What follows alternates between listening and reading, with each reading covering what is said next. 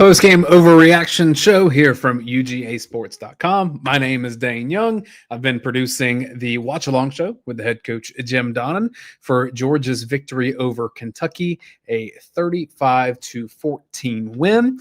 And what seemed like it had some precarious moments in the first half, Georgia really put it to Kentucky beginning in the second half. 425 yards of total offense for the Dogs. Gunnar Stockton's final stat line, 15 of 23, 196 yards and a touchdown. Did have the one awful interception. Didn't end up being something that mattered a whole lot in this game for Georgia, running the ball. And to me, Georgia fans, I think this is the thing to be most excited about this team, even with a couple of more offensive line injuries, with Monroe Freeling getting injured, being out for the game.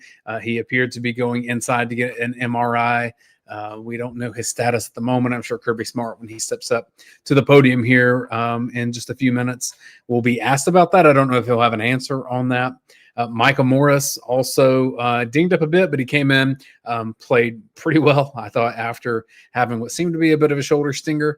Look, Georgia's offensive line, the depth has been tested in ways that I think most teams never really see that. And you see Georgia rising to the challenge to have a running game that in two straight SEC games has been something that that defense really, really has to respect and fear.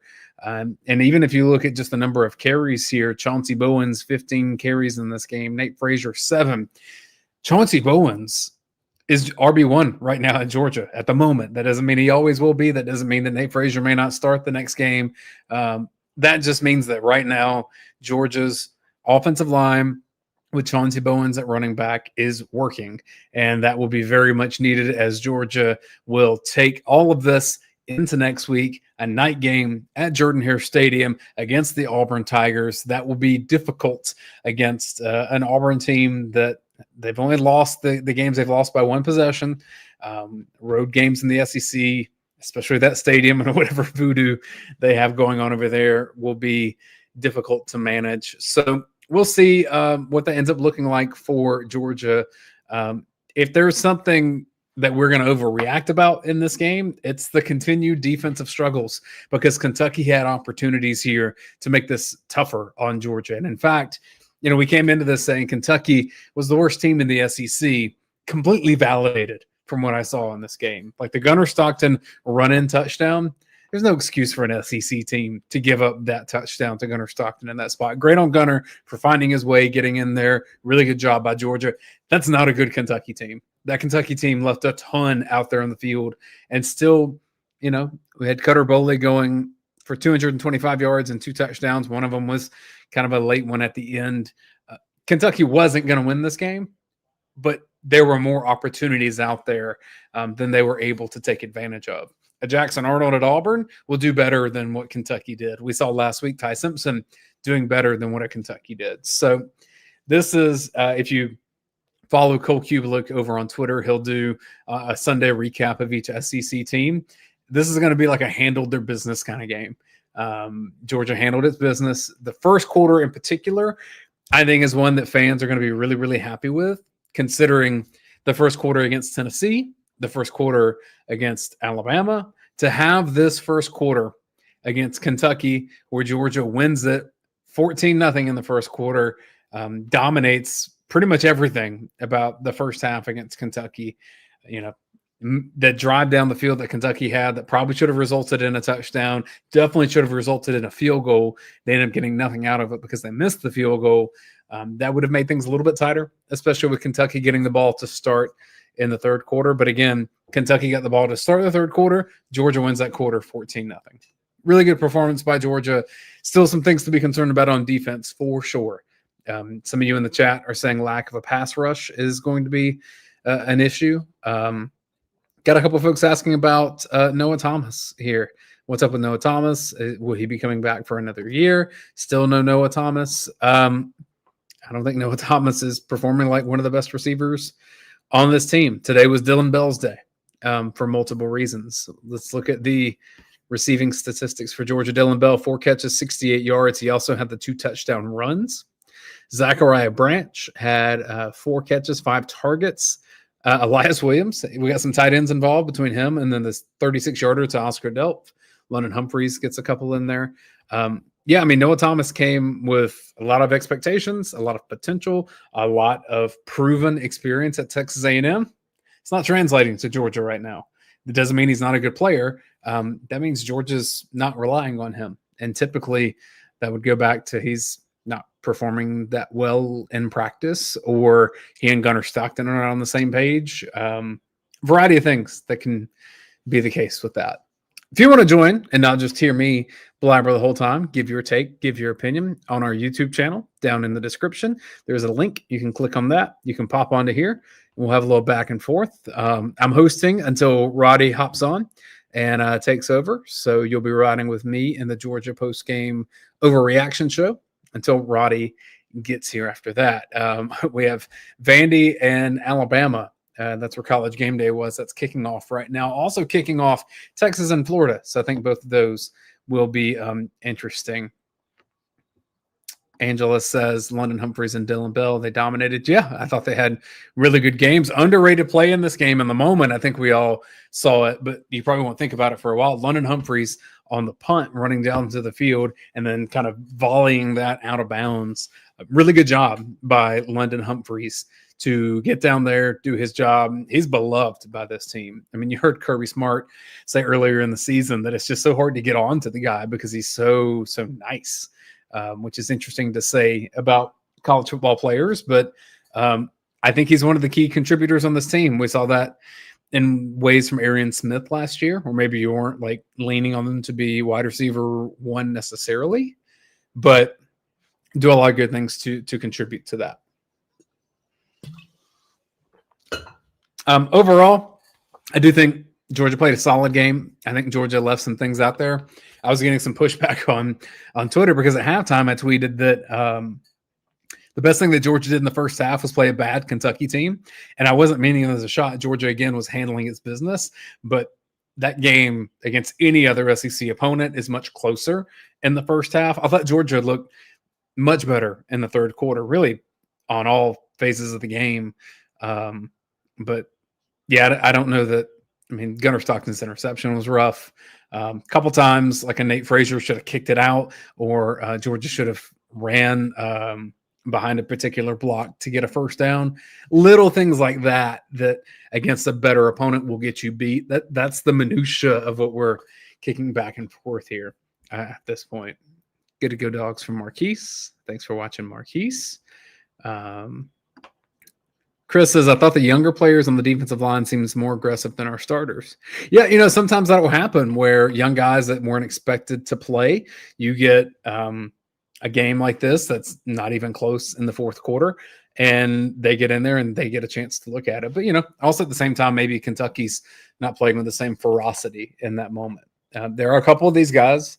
Nnamdi Abogo gets the sack, right? So maybe that's someone that Georgia, because he in that moment did his job, maybe that's someone that gets a little extra playing time headed forward, or at least to look at it, because, we did see Jordan Hall go down, and we'll have to check on his injury status just like we will Monroe Freeling. But that, in theory, should open up some more potential reps for guys on the depth chart in the interior of the defensive line. And Georgia, I already don't think is overwhelmingly talented at that spot, definitely not deep at that spot. And so could Nnamdi be one that hops in there, plays a bit more? I'm not sure.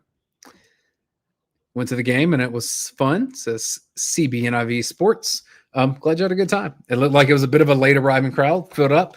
And now everyone's sprinkled around Athens to check out if Clark Lee and Vandy and Diego Pavia can upset Alabama once again. Kale says, I'm not going to celebrate the no pass rush in Auburn and Ole Miss next. Look, I get it. I'm not telling you what to celebrate, what not to celebrate. I'm just saying the way that college football is going to have parity, and Georgia's likely going to lose another game at some point this year. From what I've seen, I don't think Georgia's in the national championship contender necessarily. I think they're a playoff contender. I wouldn't like Georgia's chances against the top 5 right now, the way the base of the defense is playing. That could change. That's one of the things that happens is we're sitting here talking about this on October 4th. a lot of football to happen even by end of November, definitely by the time playoffs come around. What's your health status at that point? Your freshmen that have now been playing for a season, how are they playing? I think that's the biggest optimism for a Georgia fan. If you're like, why could this team be a playoff contender? Even maybe national championship contender. To me, I'd start on the right side of that offensive line. Glover and Gaston, the way that they're playing as true freshmen, how are they going to be playing in like 5 or 6 weeks?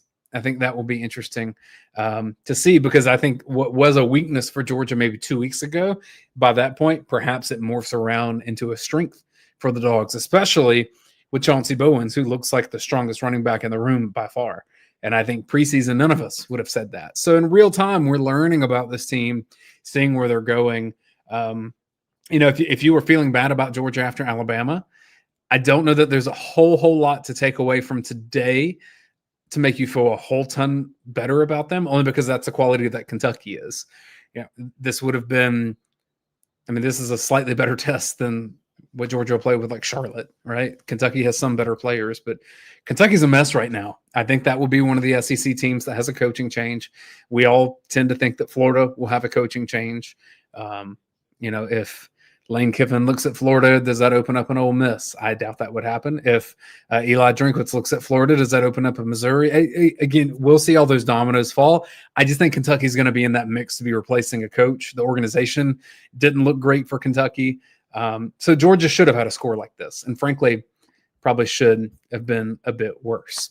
Will says Chauncey Bowen's been strong. I agree, Will. Let's get John in here. John comes on Postgame Overreaction show every week, shares the takes. They're always great ones. How you doing, John? What'd you think about this game? Right. I think you hit the nail on the head. You're always happy for a win, but Kentucky is what they are, right? I'll be honest with you. Next week, first of all, I had disdain Auburn, so it's always nerve wracking to me. But it's going to be at night. People are going to be good and fueled, and crazier things have happened over there in our favor. But it's going to be and they're off this week, I believe, too, aren't they? They are. Yeah, they get a week to prepare. And Jordan Hare at night, and really going to Auburn historically is tough. Hasn't been under Hugh Freeze. They've lost to Cal. They lost to New Mexico State at home under Hugh Freeze. Yeah, it's very it's not going to be a fun. I hate sitting around all day too. I'm not even playing. I got a question for you. Do you feel like injuries are just as prevalent as they've always been? It's just that we have more with social media, and we have more information. Because I feel like I don't remember. I'll throw names out like Kevin Breedlove and Russ Tanner and those guys. It feels like they never got hurt. And maybe they did, and maybe it was the same amount. We just didn't hear about it as much, or we didn't know till Saturday morning before a game.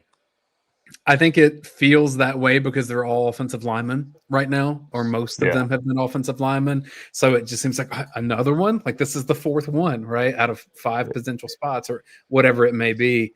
The only reason I say it this way, I remember Georgia had a running back field of Todd Gurley, Keith Marshall, Nick Chubb, Sonny Michel, and who started against Missouri? Brendan Douglas. Yeah, Brendan Douglas. Yeah. So when it hits the same room all at the same time, it feels like, man, like it feels like more injuries.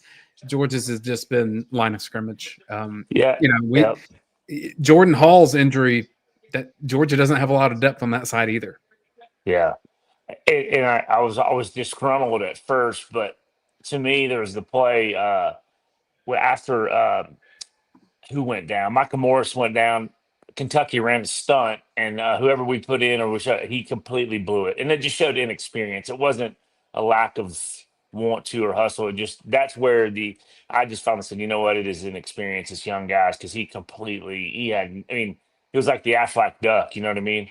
You see it at the end of the game too. Jazeer Jackson gets a false start, and you're like, well, we've seen Jazeer Jackson. He's not ready for any of this. He may never be. No. You see Ryan Puglisi at the end of this game throw a horrible interception, and it's like Ryan is not ready to be Georgia's QB1. That's what Gunnar Stockton is. Yeah, and I think too that I want to believe that Ellis Robinson as well is just age, but golly, it's just in Kentucky, like you said, they had the one Alabama transfer, that receiver, but they didn't have much on offense. It's like, and he's aggressive and he plays okay. It's just, good gosh, they pick on him. Everybody picks on him. Let me give you an anecdote that I think potentially could apply to Ellis Robinson. And I'm not saying that this does, but I had a former player tell me that in practice, sometimes in games, but especially in practice, Keely Ringo didn't really know what was going on a lot of the time. And a lot of that was because he was so athletic that whatever happened, he was able to recover and typically make a decent play, especially in practice. And look, that's a guy that in high school totally would have been fine. And I don't think most people would have even known if he took the wrong step or Right. didn't know where the play was going. And you see it a little bit in the NFL because like he's such an elite athlete, but he's not a lockdown corner number one situation in the NFL, right? I wonder if a bit of that is the case for Ellis Robinson, where he's always been the best athlete on the field at every level that he's played. And mentally, he hasn't had to lock in a way that separates him. Maybe, Javon Bullard doesn't have all the gifts in the world. He had to really Right. work for what he's gotten, and he did, and he's been great. I think Ellis, maybe that's a bit of the case with him. Yeah, I mean, and like you said, you hope so. They're just young. I think next week, hopefully, we're not looking down the road, which our Kirby Smart team typically isn't. But I just, it's just that game is very scary. And all the Auburn people have been saying 25-25, but I don't know if they feel the same way now. But they've been saying it for 5 years that 2025 is the year. So we'll see. And then you look after that. I mean, if you go to Jordan-Hare and you have a good experience, you come back home to Ole Miss. Yep. Which probably at And night too, I'd imagine. from what we've seen from quarterbacks against Georgia's defense, Yep. get ready because Yep. I don't see how that game's not a shootout. I don't either. And that guy is his quarterback play is our kryptonite, like you just said. It's Even last year, seriously. Jackson Dart gets injured. Austin Simmons comes in and just destroys Georgia, runs Yep. down the field, because Georgia. If you remember, Georgia had a lead against Ole Miss, and then Ole Miss came Yep. back and dominated for the entirety of the game. Yep. And now Trinidad's going to be in there, most likely going to stick with him as starting quarterback. That's a long way away, and I see both of our eyes are darting to what's Alabama doing against Vandy. Which is I know. It's just I don't know. It'll be selfishly, I'd hope that Vandy wins, but again, I was saying the same thing, and I know it's again different competition. Where was all this last week? Yeah, Obviously they're probably going into it knowing they probably should win or think they can win, and you hope that every week. But I'll be honest, offense looked really good today, but is it the level of competition? some of it. So I do think one thing that's helpful. Georgia has been so bad in first quarters, 3 and outs, those kind of situations. What did Alabama do against Georgia? And the reason I think Vandy is going to be able to compete with Bama in this game, as they just threw an interception on 4th and 1. So Ty Simpson, not as accurate as he was last week already, right? And that's at home. Hypothetically, from what I know about Vandy, they're going to bleed this clock here on this next possession. And they're going to work the chains. Alabama's not going to have a lot of possessions in this game, or as many as they have. Georgia did that against Kentucky today. Long, extended drives, tax the defense. It keeps you in control. When you don't have a quick strike, explosive offense, and I really don't see many teams in the country that have that right now. When you don't have that, LSU 19, they could go score in 2 plays anytime they wanted to. I'm not seeing that in college football hardly anymore. So I think it's, move the chains, keep the possession. The other team really can't score if their offense isn't on the field, as long as you don't make some critical offensive mistakes. Georgia did that better today than they've probably done all year, Marshall and Austin Peay included. Yeah, absolutely. They played well. Well, appreciate you, man. Hopefully you can get home and actually enjoy an evening. That's my wife and kids would like that, but man, we love doing this. So that's never wouldn't do this if we didn't love hanging out with everyone and y'all support. Appreciate it, man. Have a good one. Thanks, John. John comes on every week, chats with us. That's cool. Yeah, so if you probably have it on your side screen if you're watching us, but Alabama goes forward on a 4th and 1, kind of one of those mid situations where maybe a little too long for the field goal. Maybe their analytics say go for it. I didn't see exactly where the ball was. Throw an interception down to the 10-yard line. So now Diego Pavi and Vandy, if they could put together like a 90-yard drive here, it really sets a tone for what Bama could be in the midst of today. Josh Stewart says Georgia, Kentucky, clean game overall. For the most part, yeah. I mean, Gunnar Stockton had his worst interception of the season. Didn't even read a safety. That was right there in his face, essentially. That's something that can't happen against some of the better teams that Georgia plays. Didn't end up punishing Georgia in that spot, but I think some of that's because of Kentucky's offense, which just wasn't very good. Will Sampson says that Jam Miller had looked pretty good on that first drive against Vandy. Yeah, I mean, when you can establish a run game, I think in the SEC, it makes you significantly better. And, I think that's what Georgia is very much excited about with the right side of that offensive line. Drew Bobo playing well, Chauncey Bowens, and then just some of the tight end blocking that we saw today. One of the longer runs from, I want to say it was Bowens, but I may have that wrong. Yeah, I think that's who it was. It was just Colby Young getting in the way, not even like a crazy block. But, Georgia was kind of reckless in terms of penalties in this game. Had 7 penalties, some procedural stuff, a lot of that being backups in there. So I'm not like overall worried about that.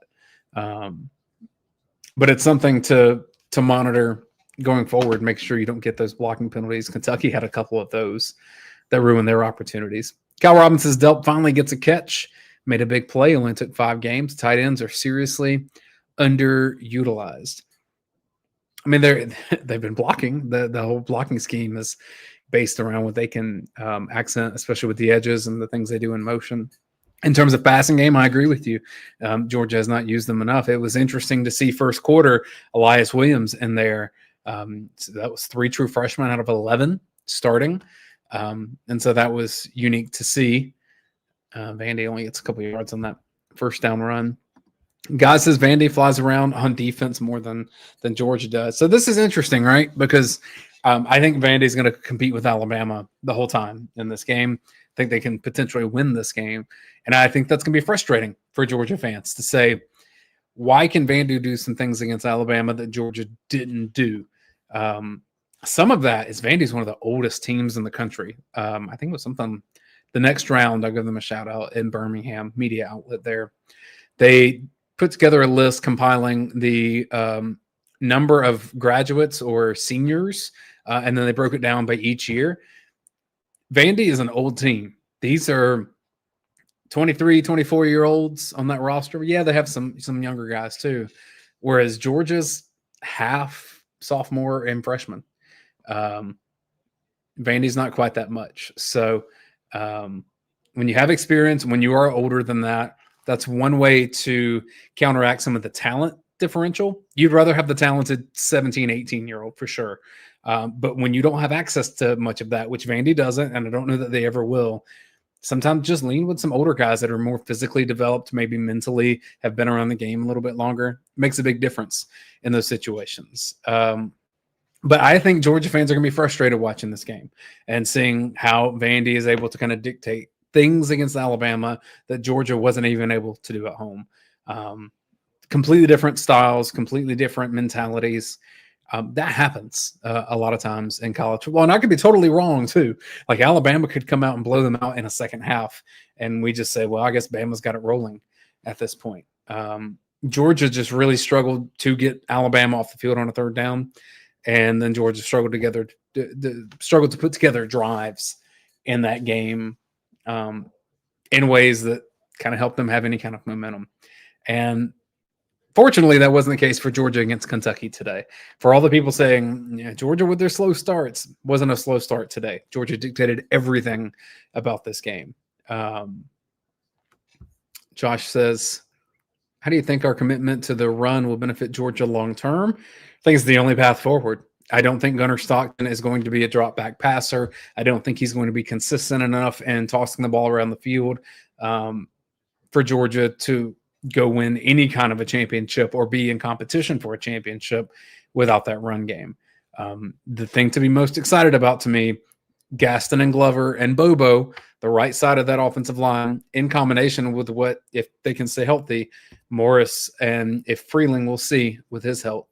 I think all of those things coming together for Georgia's running game, and that includes Gunnar Stockton in the run game too, Josh, because that's the differentiator in this offense that they haven't had in some previous ones, that Gunnar Stockton can run and get yards. It's funny that in some ways, Gunnar Stockton on last year's Georgia team probably eliminates some of the deficiencies that we're seeing right now. This year's Georgia team, I don't know that they would be great with the drop back passer either, but there's a better receiving core that probably could have used a more overall explosive, consistent passer. And look, we saw the pass that Gunnar hit to Lennon Humphreys in Knoxville. Like he can throw a ball. Like that's not the issue. It's just that's not going to be the totality of his game. Gunnar Stockton is not going to be an NFL quarterback. And so a lot of the things that you see quarterbacks do with fitting balls into tight windows, it's not going to be Gunner's game. He's going to be a gamer. Some people even said, like, kind of like Stetson Bennett. Stetson's better thrower of the ball than Gunnar Stockton here. Cal also said, missed first quarter and a half, so I didn't get to see Elias Williams start. He looks talented enough to get more playing time. Yeah, and I think you'll see more playing time from him. Georgia's beginning to look for those differentiators on the roster. Who are the ones, size, speed, everything, that can make a difference. Guy says, what was Coach saying about the lack of pass rush and secondary play? Oh, he's been ringing the alarm on secondary play the entire season. I don't know that there was a whole lot today to put him at ease on that. Pass rush, I mean, Georgia got a couple sacks, but they were late. I wouldn't say Georgia is efficient with pass rush at all. They'll need it against Auburn. You saw what Oklahoma was able to do late in that game against Auburn to seal it. I think that will be pretty critical for Georgia to go into Jordan Hare and get a win, is to make Jackson Arnold feel uncomfortable. If Arnold can run around a lot, Auburn's going to have an advantage that Georgia will have to counteract. Keep him in the pocket, make him throw. I don't think he's as effective, even though they do have some good receivers that can bail them out. Yeah, well, exactly. Saying that Georgia would be in real trouble without Gunner with the offensive line. If you had a statue back there, I do think that it would spell trouble for Georgia at this point. MG says Gunner is a better quarterback than Spencer Rattler, and Rattler's an NFL starting quarterback. I'm going to disagree with that one in terms of throwing the ball for sure. Like I've done NFL draft projection related work with UGA Sports for a while. Gunnar Stockton is not going to project to be an NFL quarterback at all. He may get a shot with the camp, stuff like that. That happens, especially when you're at Georgia and you have a good reputation and coaches speak out for you. No NFL GM will be spending a high NFL pick, something that, you know, ties someone to their franchise on Gunnar Stockton. And that's not a shot. Look, there aren't many. I can't tell you Ty Simpson isn't an NFL quarterback in that way. I don't know. Diego Pavia is a fantastic college quarterback. He's not going to be an NFL quarterback either. That's just takes a specific skill set. They're looking for specific things at the NFL. Can Gunnar win football games? Sure. Totally believe that. But I don't think an NFL team will make him their cornerstone. If you want to jump into the show, give your take, just like we saw John do earlier, in our YouTube description underneath at the bottom. That's where you'll find that link as well. Yeah, great example here. Dog to Red says Tim Tebow is an example of that. Yeah, it's not like I'm not giving a shot to Gunnar Stockton when I say I don't think he's going to be a pro quarterback. It's just they look for specific things in arm motion action. Here's a big run from Vandy as I bring in Radi. That's going to be a touchdown for the Doors. Get a turnover, and then a quick touchdown. Well. So you can't score on the sons of bitches. Interesting. With a 65-yard run with a running back that's probably slower than all of Georgia's running backs. The points left on the field. It just kills me. There's some memes coming from Alabama fans that are drooping their heads. Long game to go, but you don't think Vandy's going to be explosive, and so when they are, it kind of catches your attention. Mention our friends at ASW before I go into my rants, if you would. ASW Distillery, man, they are distilled by dogs. 5 of the 6 founders at ASW, Radi, are UGA grads. They've loved being a part of UGA sports the last couple of years. Look, I know the Braves are seeking new leadership and everything. If they were smart, they would go do their backroom deals at the they have the tasting rooms at the Battery, but a couple spots around Atlanta. The Hunker Bourbon and the Hunker Vodka. Once you get those are, I can stop sharing my screen, show what you're showing here because I want to see it. Anytime that Hunker Bourbon or Hunker Vodka is purchased, portion of those proceeds go to help Georgia with its NIL effort. So as Roddy's sipping that, some defensive back in the future just got a little bump. I'm drinking Hunker Bourbon to help Georgia find an offensive lineman. I think they're going to need about 5 more at this pace before they get to the bye week. John asked a question earlier. I'd love to get your take on this real fast. He was like, does it seem like more injuries happen? Because he was like, I don't remember Kevin Breedlove and Russ Tanner just getting hurt. And I gave the argument that like it just seems like they're congregated to the same room for Georgia right now. So it feels like it's more.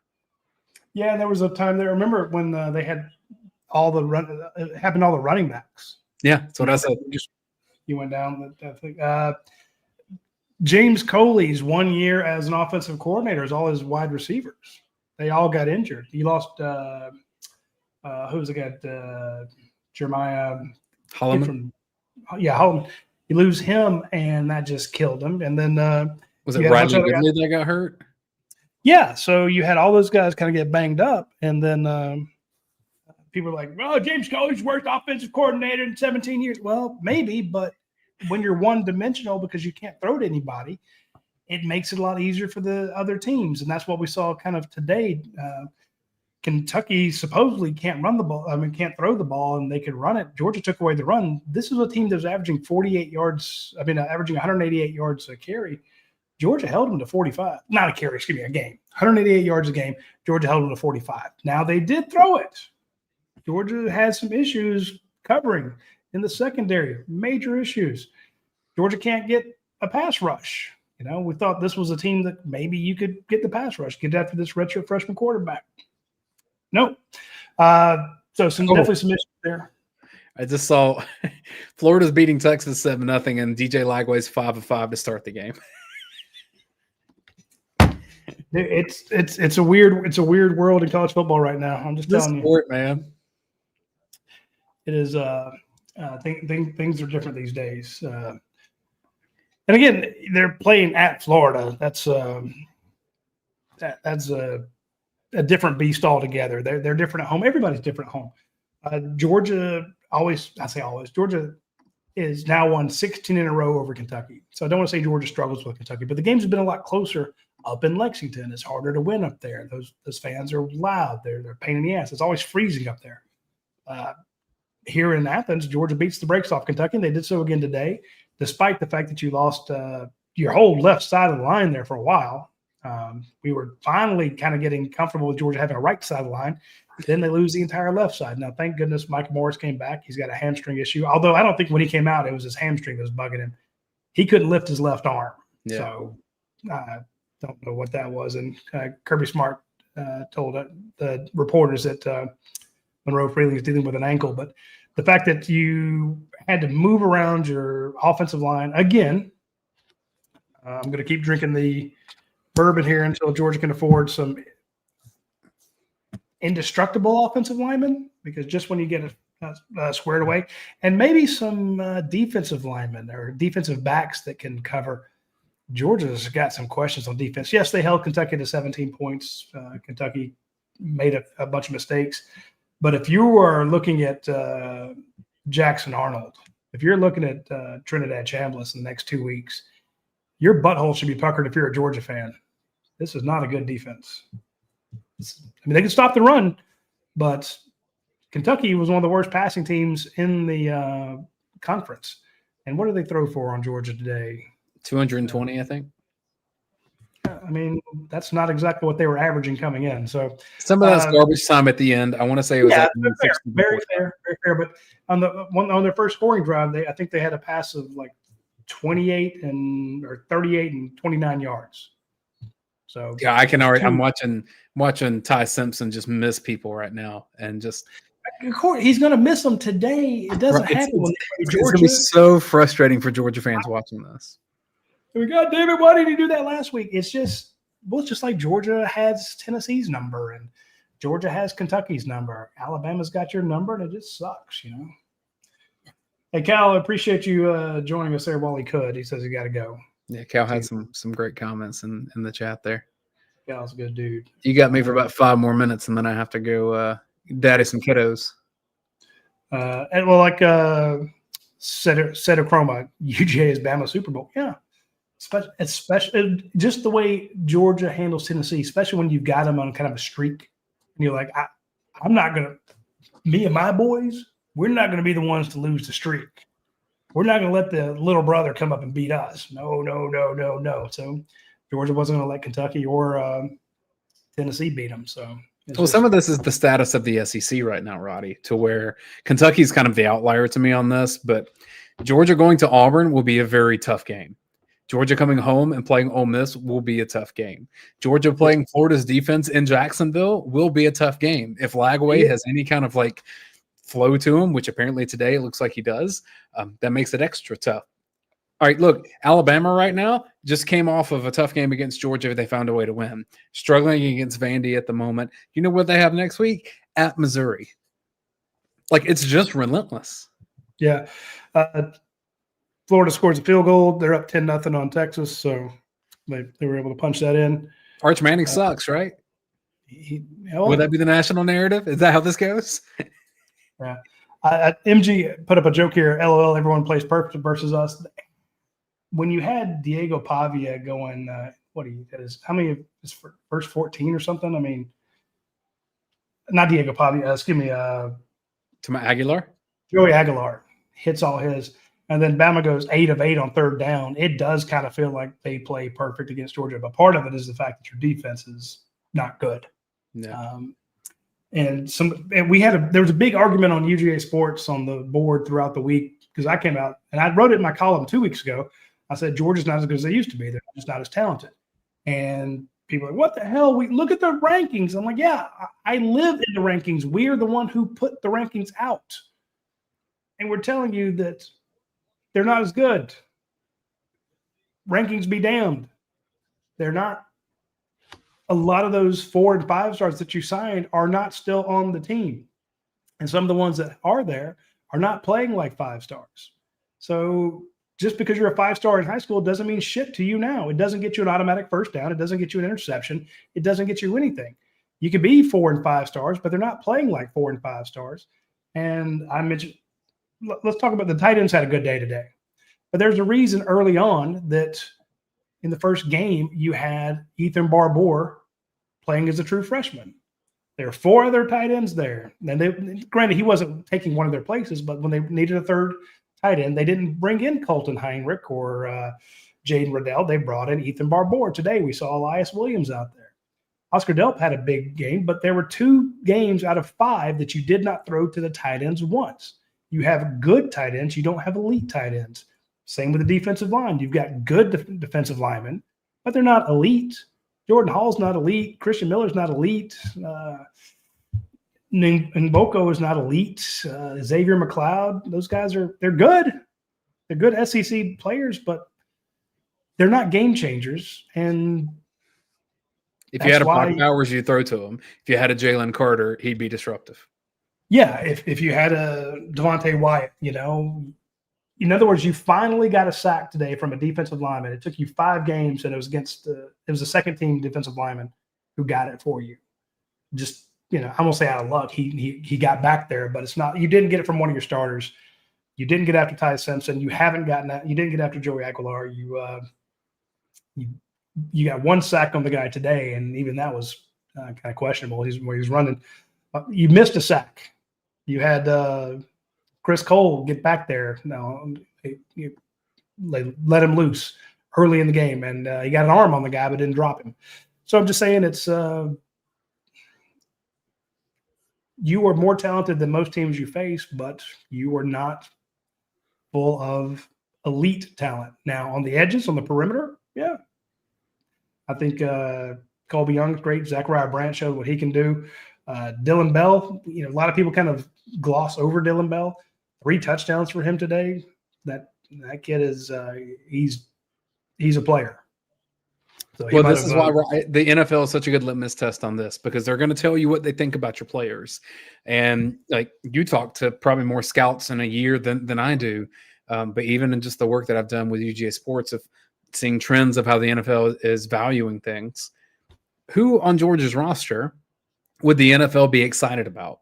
Not necessarily for this upcoming draft, but when they turn on Georgia game tape, they're like, I need to monitor that guy. I need to see what happens with that guy in upcoming. Because to me right now, it's Juan Gaston is right there at the top of the list. Yeah, I mean, Colby Young, Zach Branch, Drew Bobo.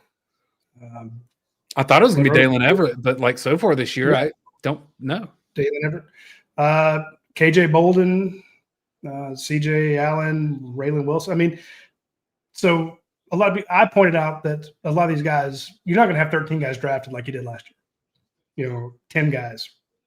Or if you do have a bunch of guys drafted, last year at this time, we could talk about 3 first-round guys. Jalen Walker had already played himself into a first-round spot.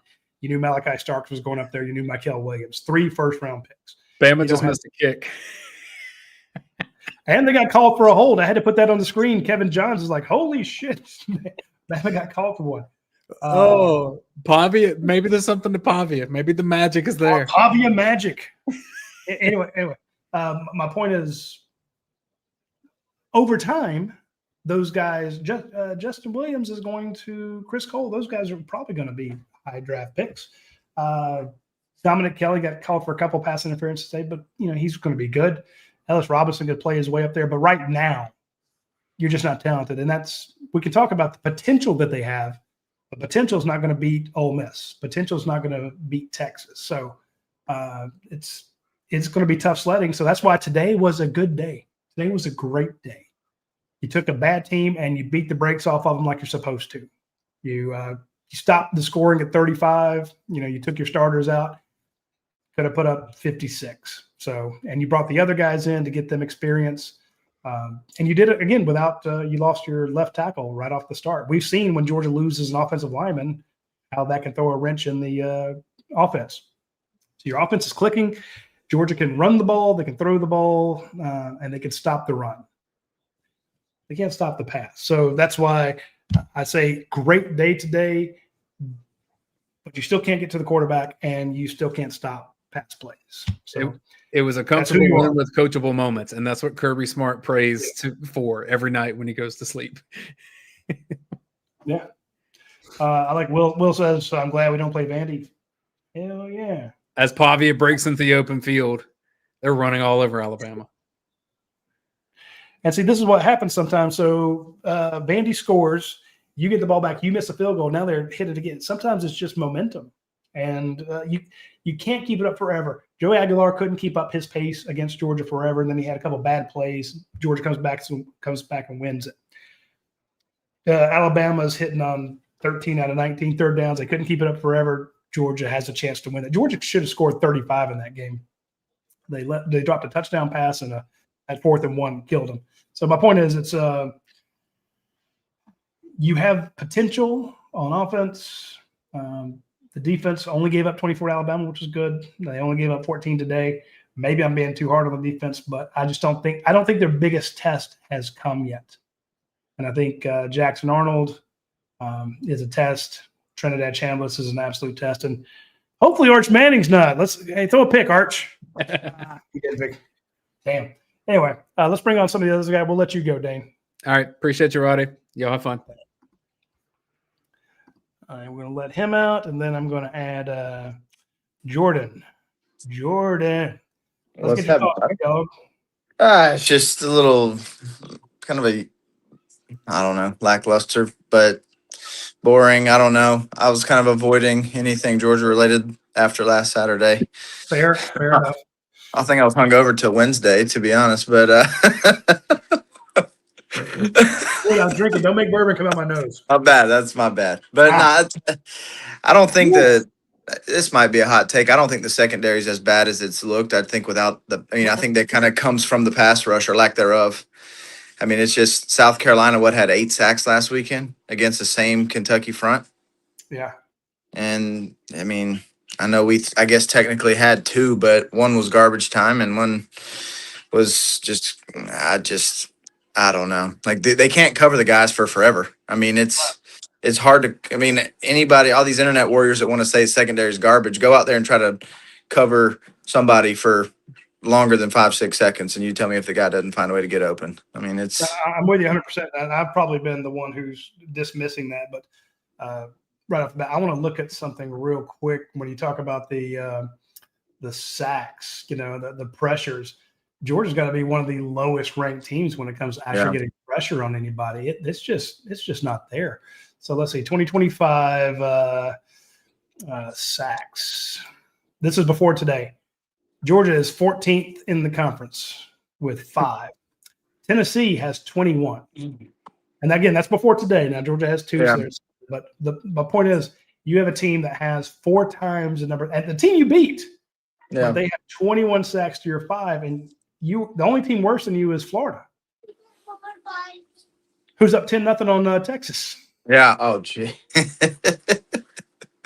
Yeah, it's I don't know. It's just, and then the guy that's leading your team in sacks is not even playing his true position when he's making those sacks too. So it's just like, that's the other thing to me that's like, geez, I mean, then you got Damon Wilson obviously doing what he's doing with pressures at Missouri. That's another little stick in the side. But yeah, when he's got 22 quarterback pressures and your whole team has 21.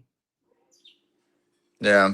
What is that? Is that just like a Schumann, like, is that a scheme thing where they just think that they're going to bet on their guys beating the man in front of them? Or like, what is, like, why? I hate to say that term, I'll be honest with you, because that infers that at other times you're not being. But so I will say, I will be frank with you. I have asked multiple people inside the building, people who I trust, scouts, coaches, and some tells me that some are adamant it's just your players. Others are adamant it's the scheme. And when I get a plurality of guys saying it's a scheme or it's the players, I'll go with that. Because I'm going to trust the people who do it for a living. Sure. I don't give out investment advice. I listen to investors. I don't give out legal advice. I listen to a lawyer. I'm not going to give out coaching advice. I listen to coaches. But they're split. They are split. The people who break down film, the people who scout things are like, they point to the fact that you don't have a Damon Wilson. They're like, Quintavious Johnson played a lot of offense, before he came to Georgia. You saw him line up at quarterback. You saw him run the ball. He played outside, play defensive end. Now you have him as outside linebacker. It's new to him. It's his first year. Gabe Harris, his first year. But then Damon Wilson, who's supposed to be your bell cow, is out pressuring your entire team. Granted, it's Missouri, a different schedule. Yeah. But what if he was here? And then other times guys leave and they say, well, the reason he's having so much luck is because he's a free rusher in that scheme at Missouri. Same with, the kid Jeremiah Johnson, or the one that went to FSU. Jermaine Johnson. Jermaine Johnson. Yeah. He goes down to FSU, and FSU was a crap team at the time, and he gets a lot of sacks and things. So they could point to scheme and where these guys were successful, but at the same time, those were really good players. So it's split. Let me interrupt you real quick. Point out KC. I appreciate the super chat. He says a lot of teams would love to have some UGA, some Georgia players. True, but a few years ago, you could point to almost everybody on that team, that Georgia defense, and say they will start at any SEC team. Yep. You can't do that this year. No, definitely can't. That's interesting, but go ahead. He also noticed that Schumann always gets a pass. Bobo gets crucified all the time. That has changed, Casey. I think it was Jordan last week was pointing out, some of the. I'm giving you credit. You were as hard on the defense as anybody. So I don't remember what I said last week, but I'm sure it was honest. No, but I do want to like this is back-to-back weeks. I think DeMelo Jones is the one that's not really. If I had to give a game ball, I mean, I don't know if defense who I'd give the game ball to really, but I mean, he'd have to be in the conversation. I think he's played well 2 weeks in a row, and he's not getting he doesn't have the name and ranking to get all that attention, but I think he's taking advantage of the opportunities he's gotten. Yep. For sure. And then offensively, probably Dylan Bell game ball. I think that's kind of a no-brainer. I mean, played really, really well today. Kind of one of those guys too that just not all the hype between Zach Branch coming in, Noah Thomas and Colby Young and this and that tight end room and everything. But yeah, I think Dylan Bell reminded everybody that there's a reason he's been Mr. Steady Eddie. And yeah, he had the chance to transfer. He will say, and people in the program say he never thought about it. I'm going to say he did, from what I heard. Where was he? I mean, like being from Texas, like trying to go back that way, maybe, or I mean, I'm not. I don't know the school enough to, or how deep it got into it, but the thought, Yeah. And other people say, "Oh, no, he never thought about it." I'm like, come on. Yeah. Speaking of Dylan Bell thinking, was he thinking about throwing that ball? Like if it was there, was he throwing that ball to Delp on that? They're the Like options. Delp didn't block. Like Delp wasn't trying to block right there. So it's like Coach John. Coach John said, "Look, he had the pass there, so it's part of the play." He says he also had the pass. We know he can throw. And when Georgia got down to the red zone again, Kirby wanted it. I mean, Coach John said, "Call that same play and let him throw it." Yeah. So I'm like, hey, it's a good play call. I'm with you 100% there. I think that, but this is a guy who went from wide receiver to running back and then back to wide receiver. Yeah. If you remember when Richard Samuel bounced around, he goes, running back, linebacker, running back, and big team, little me guy.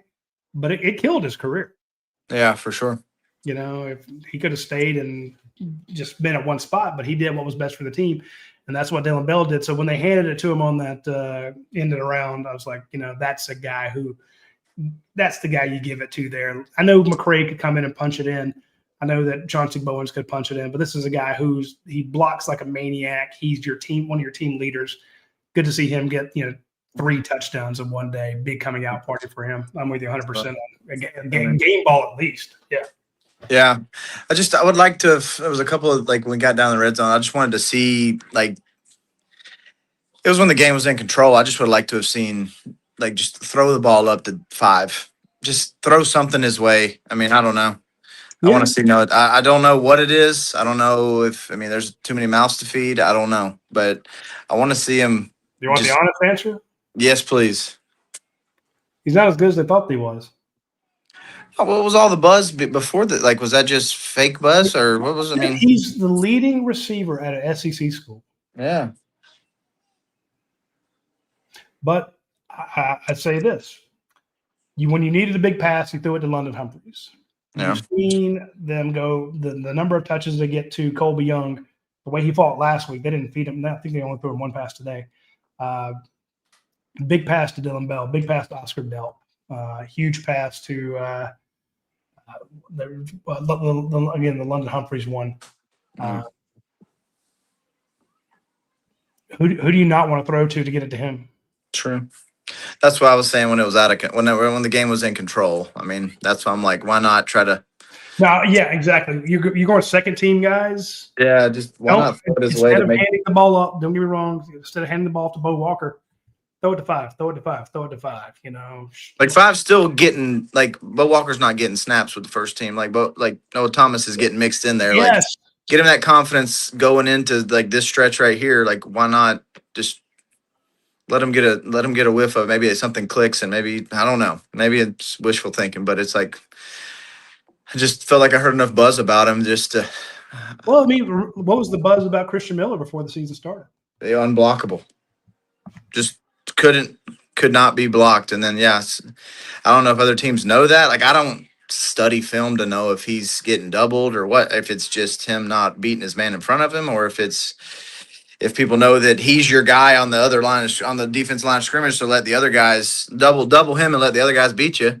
I don't know what that is. I haven't looked that deep into it, but yes, I definitely kept hearing all preseason that he was unblockable. So But here's the thing that happens, though. When he's unblockable, who's he going against? He's going against your offensive line. yeah, Well, dude, I had a guy on Twitter hit me up, and there's some people that have an agenda. And this guy was complaining about Mike Bobo, even though they were up 28-7 or something, 20-40, whatever it was. And somebody got hurt, and he's like, "This is Mike Bobo's, these guys keep getting hurt because of the way Mike Bobo practices." I'm like, "What the shit?"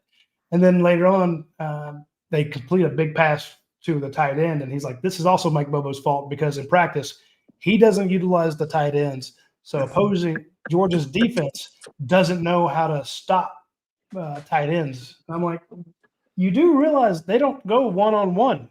no, Good. They have a scout team that emulates the other team. So the other team uses tight ends.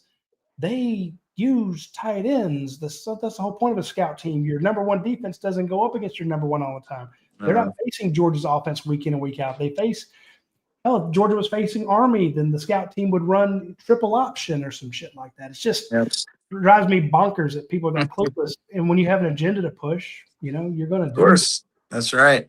Could Freeling come back in, or was he actually pretty banged up? Kirby says that he had an ankle issue, and oh boy, don't say week to week. No. Well, I will say, would you believe if Kirby said he could have gone back in if we needed him? No. Kirby will say it if a guy's decapitated. Well, he could have gone back in if we needed him.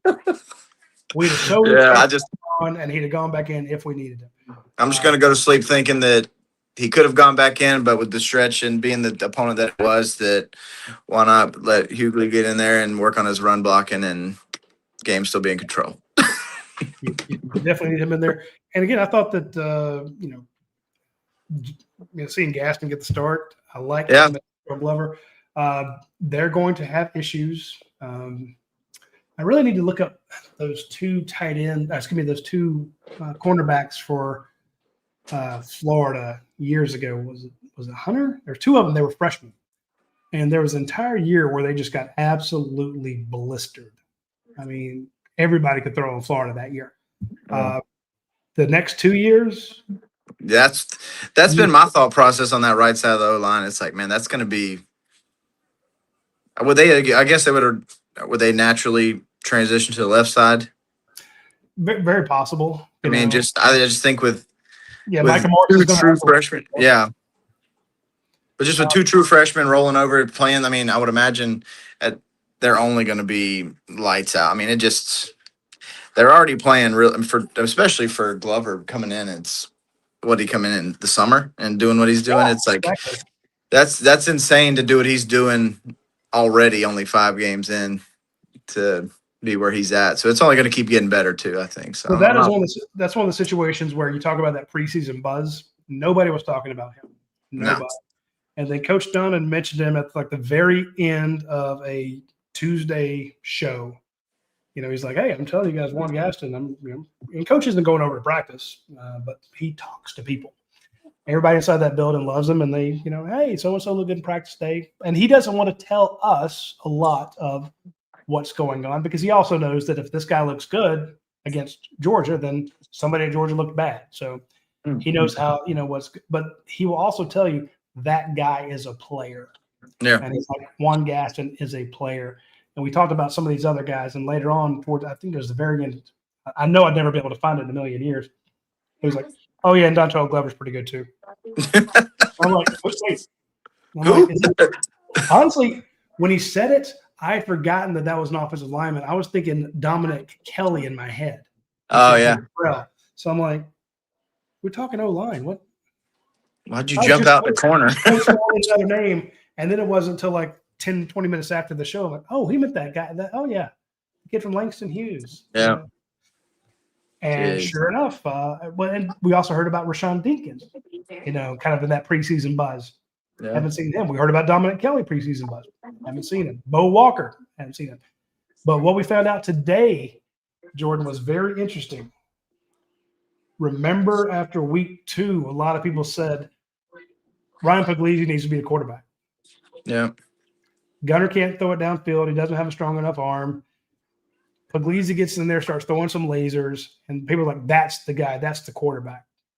And we got a lot of questions. Why isn't there a quarterback competition? Why isn't he the guy? And we told him, you know what happens in practice? Pick. I have a guy text me just about every day. Here's what happened in practice today. Yeah. It's his impressions, but there were 4 or 5 different impressions. It's like Ryan Puglisi is not the guy. No.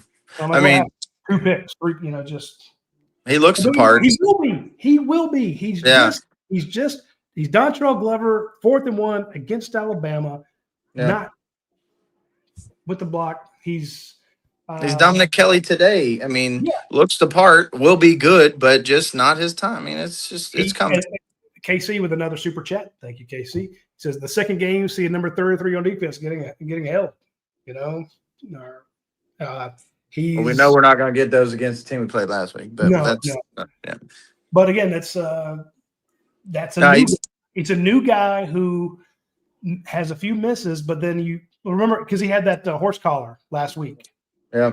30. Quatavius Johnson gets the horse collar, but then makes like 2 or 3 plays in a row. Yeah, I remember. Yeah. So when I bang on Georgia's defense as being and the offense as being not as talented as they have been in the past, there's 2 phases that they're not as talented. They're not as loaded as they used to be. Exactly. But nobody is. Exactly. It's NIL's not letting you do that anymore in the transfer portal. Right. You don't say, well, Georgia's not as loaded. That means, well, the other teams are. No, nobody is as loaded. No. But also, you got so many new starters who are going to get better. I mean, like you said, Dontrell Glover, he's been here since June. 4 games in, he was starting. 5 games in, he's a starter. Cortez Smith is going to be a stud, and maybe those guys move over. I saw more passes to Sokovie White.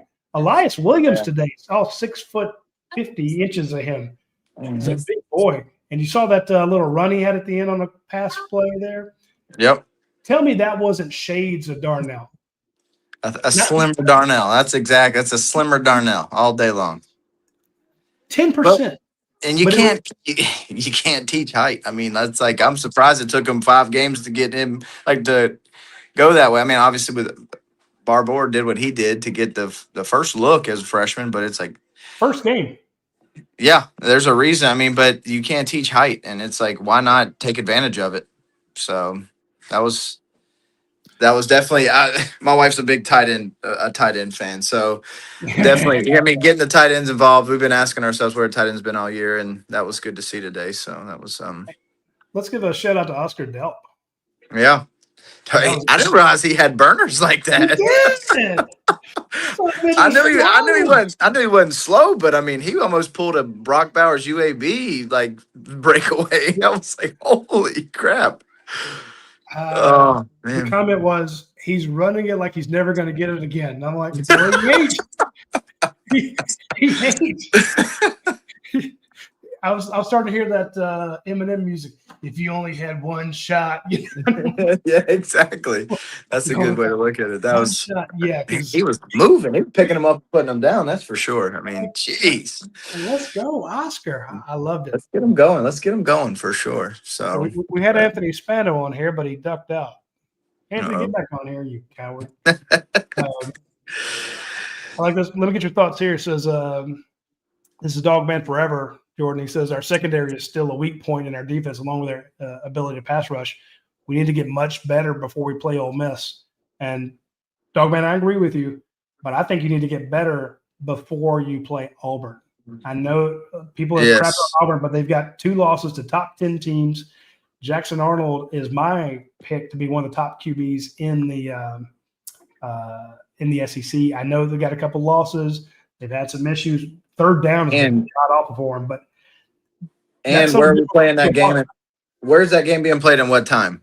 That's the part that scares me. Oh, officially, I think it was announced 7:30. 7 p.m. Yeah, 7 p.m. or 7:30 at Jordan Hare. At Jordan Hare. That's Jordan Hare. That worries me. That worries me. Yeah. that place. I don't like that place. So I still I don't know have what it is, but still have twitches in my neck and nightmares from Trigger Trey.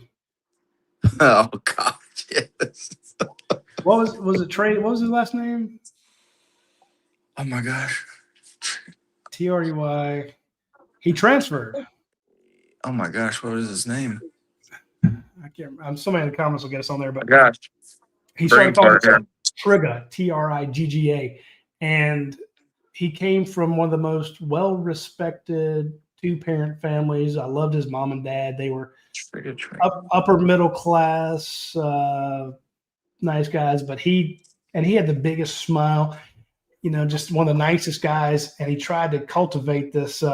He transferred to Auburn, exactly. He tried to have this, hard mentality, and I'm like,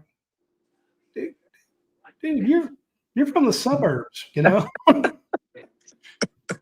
There was a really cold game they were at, and the temperature kind of dropped really low, and I had a couple jackets because I dressed in layers. And his mom was freezing. I gave her my jacket. She wore it through the entire game, gave it back to me at the end. Just the nicest people you'll ever meet in the world. And was it Josh, the other guy? Trey Matthews. Thank you. Peace. Dang, jeez. Yes, That's exactly, yeah. I'm blocking things out because that stadium, the Prayer and Jordan Hare, the pick six, the shit that goes on in that stadium, excuse my language. So I'm with our man Dogman Forever saying you better get ready before West because Trinidad Chambliss is something else. Oh yeah, I'm definitely like you give Jackson Arnold time back there. If you don't affect him at all, that could be bad. So he's got Singleton and Coleman to throw to. I mean, those are not guys that you want to give him a lot of time to throw to because they will get open. Yeah, give me Coleman in a heartbeat. And Singleton was one of the best guys at Tech. Imagine how good Tech would be if he was still there.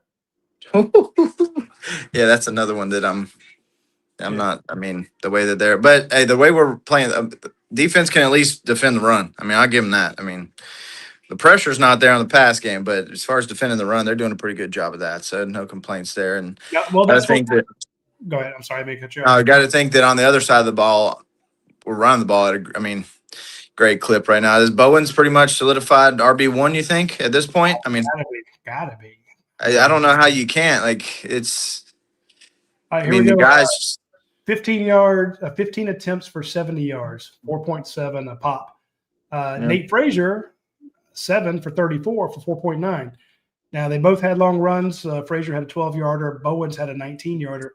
So they're right at 4.7, 4.9. They're getting about the same thing, but that was with the left side of the O-line being a little dinged up and the right side being, still being young. I mean, that's still impressive. And so that's why I started to cut you off a second ago when you talked about how they were doing it. Before the game, Kirby was doing one of those radio interviews and with Scott Howard. I think it's like 2 minutes where they kind of break things down. And he's basically, how was the team in practice this week? And Kirby's like, we did good. We know more about our team than we did before. And, give Scott Howard credit because, well, what do you know that you didn't know before Alabama? And Kirby said the same thing he said on Monday. He says, well, I found out that we can run the ball and we can stop the run.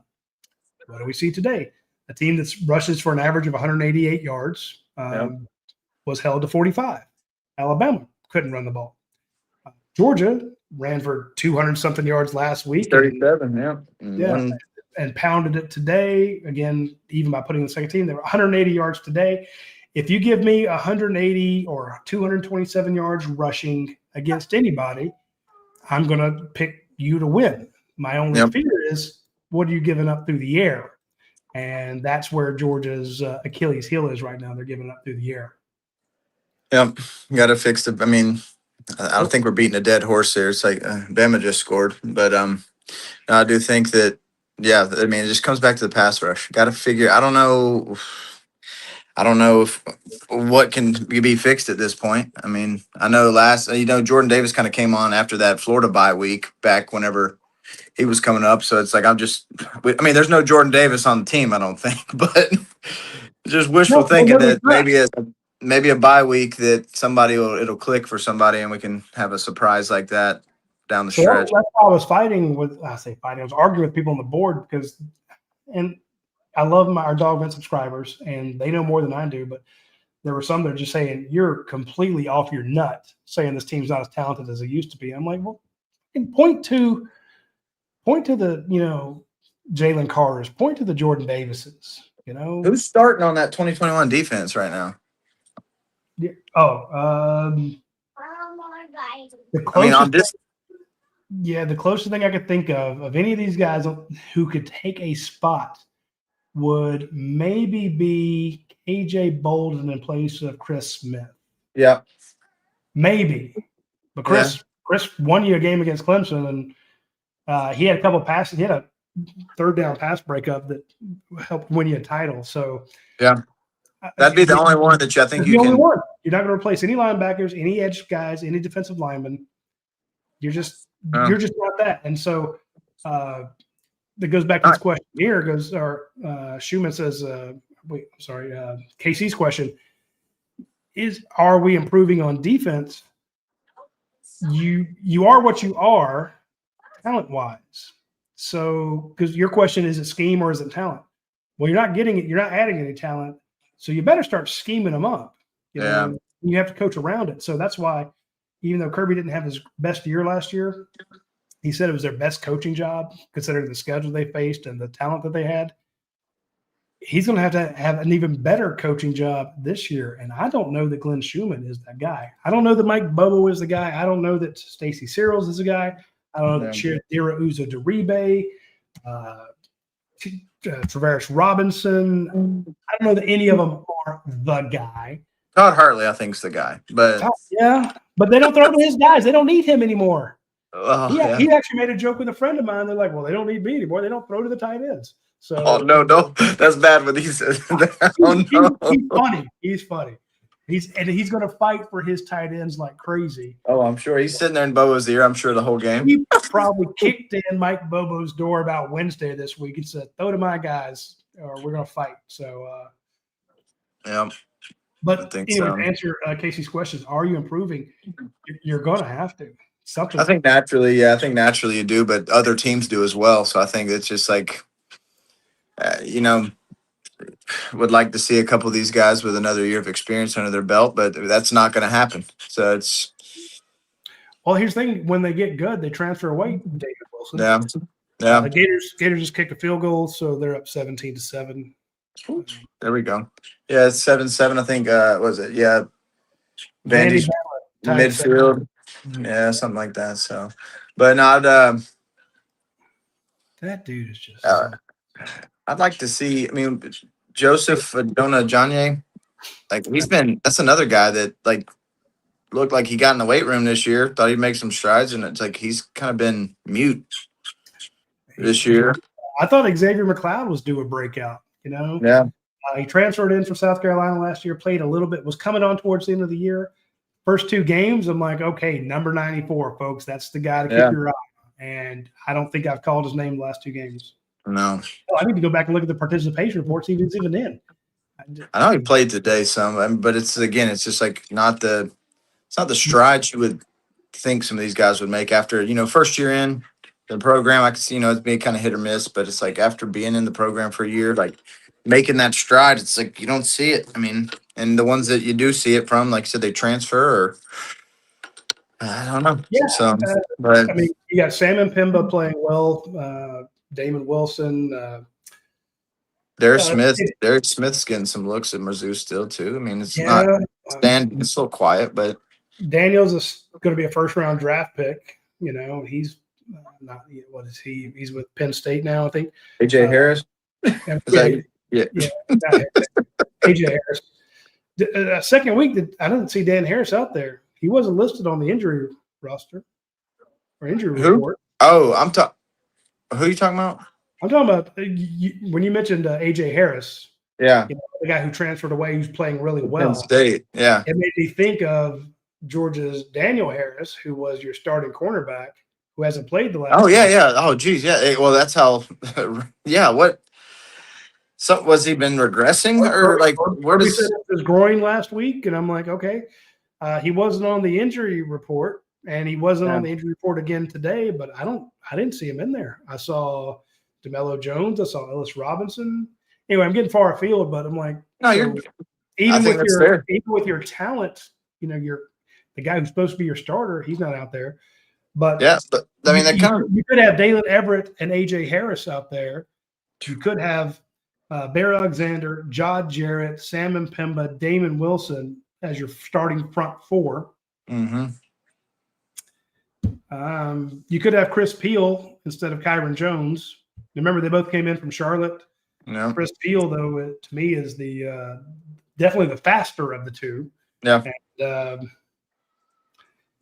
for sure. You're going to have to scheme around the fact that I don't know how to do it. I don't know how you scheme around the fact that you should have no pass rush. I don't know. I mean, but I mean, what does our scheme that we're playing now look like compared to like mixing it up? Like if the guys aren't getting home by just beating their guy in front of them, what else can you, Well, at one point they sent 6. I'm like, okay, they're going to heat this guy up. Yeah. And they all swam together in the middle of the field. I'm like, wait a minute. If you send 6, somebody better get home.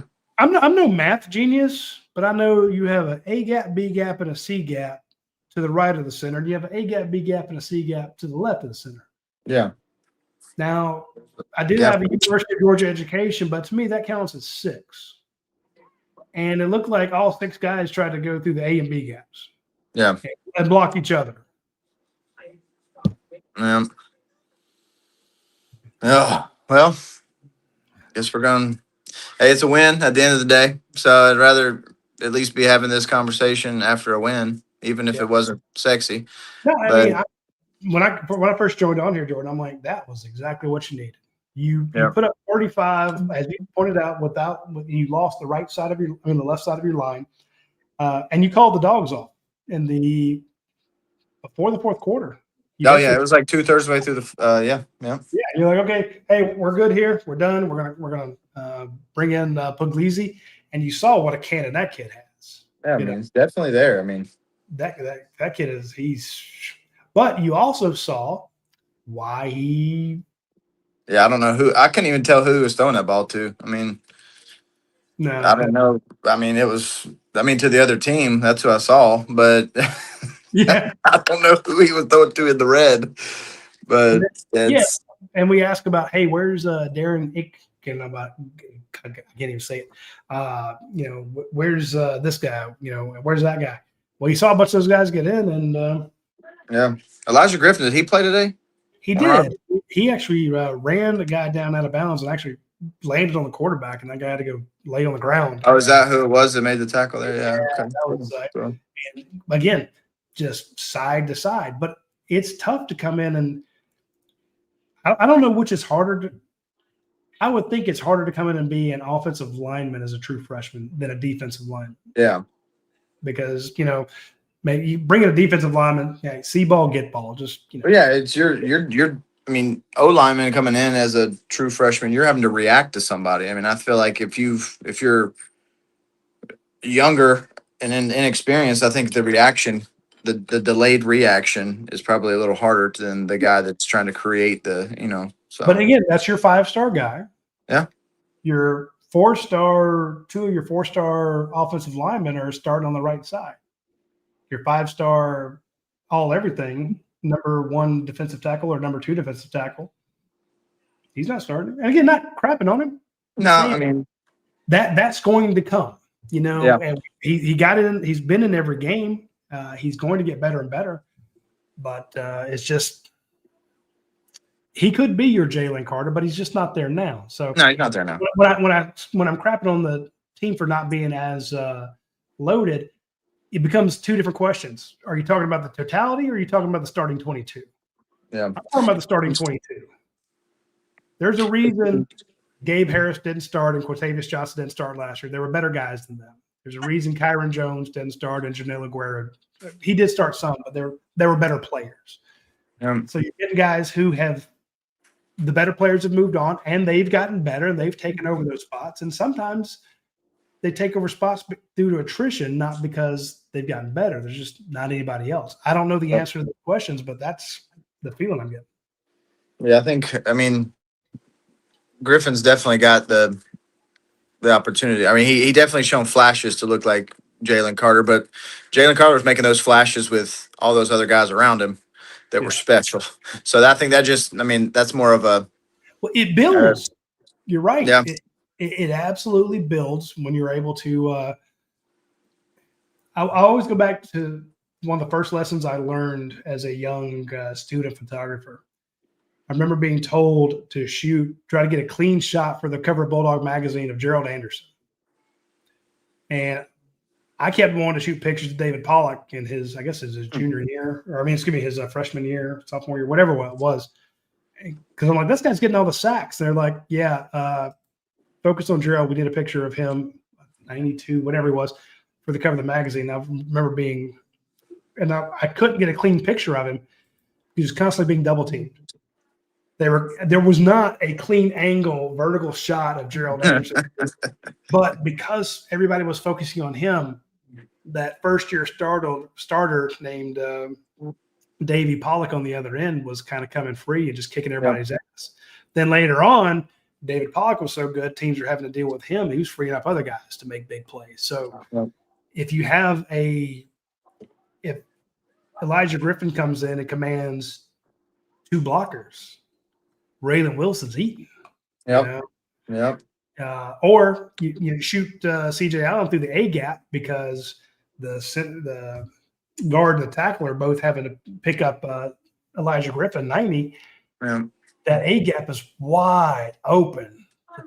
The center's turn to take on the nose guard. And I mean, Glenn Schumann lived on those A gap blitzes. Yep. Smile London blowing up Quay Walker, Channington. Yeah. Pause, and then they come through and just kill everybody. It was.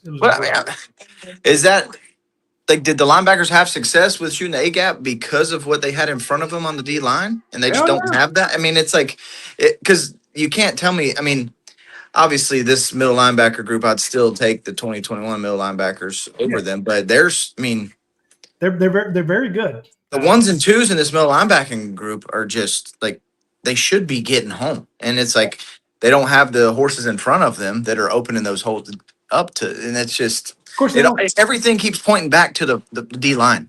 That's for me. It's like the secondary's having struggles because D line's not getting home.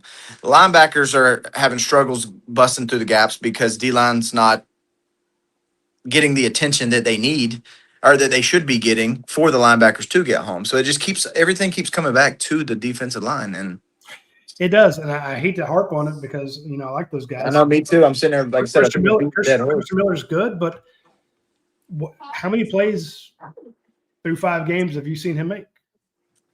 I mean, so on the other side of the ball, though, it's like, if you know that he's their only guy, like, double him and make some of the other guys beat you. So then it's like, where are the other guys that are stepping up? Like, you had Jalen Carter, you had Jordan Davis, you had Devontae White, you had Trayvon Walker, you had Nolan Smith. Like, you had to pick which one you wanted to double. Then the other ones were making the plays. Right. You don't have that. Your edge guys are getting hooked on the edges. Yeah. They're being forced inside. So you're able to get outside them. And that all of a sudden, you're like, okay, well, our center guard combo, we've got one guy here. We've got the edge guy hooked. Yeah. You saw, again, Kentucky was better at running the ball than they were throwing the ball coming in. When they first started running it, the first play, they picked up 7 yards. Second play, they picked up 5. Then they got 6. I was like, back to back to back. They're averaging 6 yards a carry. Now, granted, part of that scheme, because yeah, I mean, they got their first handful of plays already designed because they feel comfortable that they can do it. I mean, I get it. And then, but then later on, they couldn't run for crap, and it's like every time you don't throw it, we've got you beaten. So those first couple run and can stop the pass. I mean, can stop the run and run the ball, but a lot of times those guys aren't supposed to go back and get the quarterback. They've got gap assignments, so some of that scheme, it's really complicated defense, but if you really want to give your edge guys, and they brought Chris Cole in early. I mentioned this in my column. I said, keep an eye on Chris Cole. Yep. I knew that they were working on just bringing him in instead of bringing him in on third down in a kind of the Jaguar package. So we're going to bring him in earlier. and just let him have a free rush. Now, again, you're taking somebody off the field to do that. You don't just get to add a guy. And he's also and he got to the QB and didn't drop him. And everybody knows who 9 is now. It's not like he's not sneaking up on him playing out of position. Like it's like everybody else knows who 9 is too. So when they see him run on the field, regardless of down, they know that, especially with the headsets and all, they know.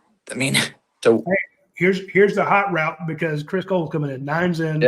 Yeah. He's going to line up in a 9 technique, 7 technique. He's coming in off the edge. We're going to go to the opposite side. Here's our hot route, or we're going to dump it right behind him. Yep. And that happens. I agree, but Casey nailed it. He's like, maybe it's the pass rush technique. Yeah. But again, that's where, hey, Chidera Uzo-Diribe, you were considered an absolute home run hire. And as on the recruiting trail, the fact that you signed Damon Wilson, Gabe Harris, Sam Mpemba, all these Quintavious Johnson, all these great guys, you are a home run. Where's the hand fighting? Where's the slipping these guys, getting past them? The swim moves. And if you were going to try a different technique, why not? Like, why wasn't this game the opportunity a couple games in to try to mix it up? If you weren't seeing success doing what the original plan was, it's like I feel like this game was the one to try something different. And this from Jermaine King to your point. It's like Davin Bellamy said it's their technique. Davin would know. I hate that. You lost one of Jarvis Jones is actually a head. I'm happy he's a head coach. Yeah. Nobody deserves it more. But my point is, maybe it is technique, and that comes back to coaching. Just like O-line, people are quick to point out to crap on Stacey Searles, but and I will never second guess Trey Scott. Trey Scott knows what he's doing. Glenn Schumann knows what he's doing with the linebackers. Chidera has been very successful. Yeah, Trey Scott's not calling the plays. Yes, exactly. So my point is, now we're back to, the coaches have shown that they know the techniques and they teach the techniques. So either these guys can't learn them or they're just not as good. You and me, Jordan, could be taught rush techniques. Yeah. But we get killed. We tried them. So we're just not good enough. If you teach all the technique in the world, we're just not going to fire off the ball and be able to do it. The guy's going to slide right into our face. So maybe they're just not as good. I don't know. I think, but at least it's nationwide. It's not just a us problem. So see, that's the thing. I don't think that we understand that. I think as fan bases, we're still having to adapt. Yeah, we like you said, as a fan base, we're not watching Florida and Texas. I guarantee you the complaint about not having enough talent or is it scheme, the exact same conversation you and I are having has been on the Longhorns message board. Yeah, and they're paying for them, and still. It's been on the Florida board. What the hell's going on with Penn State? Oh, is it? Are they playing UCLA? Is that who they're playing? UCLA. Now they see they're interviewing Baldy there. I can say that I'm follically challenged here. That's why I keep my hair short for that reason whenever it does come. Anyway, my point is that it's nationwide, but we don't focus on those other teams. So I try to tell here's the thing: it can be two things can be true at once. 27-7 UCLA. Good night. There's old James Franklin showing his true colors, baby. Holy shit. I've never been a fan of that guy. But this was the team, not everybody, a lot of people picked Penn State to get over the hump. They were some people picked them to be national champions because they kept everybody. They had a lot of guys who came back for their I don't say their senior season, but they could have gone to the NFL. They came back. They did well in the transfer portal. They added some guys, and you're getting your head kicked in 27-7 on the road, a bad first half. It happens everywhere, but we focus on these other teams. We don't focus on, we focus on our team, not the other teams. And here's the thing. Two things can be true at once. You can be less talented and everybody else can be less talented. So the games come down to who executes, which is so boring. I know it's so much I know easier. it's boring, but That coach sucks. No, Yeah. that coach sucks. It's easy. It's a simpler answer than to say, hey, your number 11 didn't catch the ball. gosh, yeah. Thanks for bringing that back up, Radi. Go back to drinking. Jeez, I Hey, was let's bring gonna on- say I was taking it easy. I was doing good today, taking it easy. We'll bring on Eddie. Eddie's a big alcoholic. Oh man.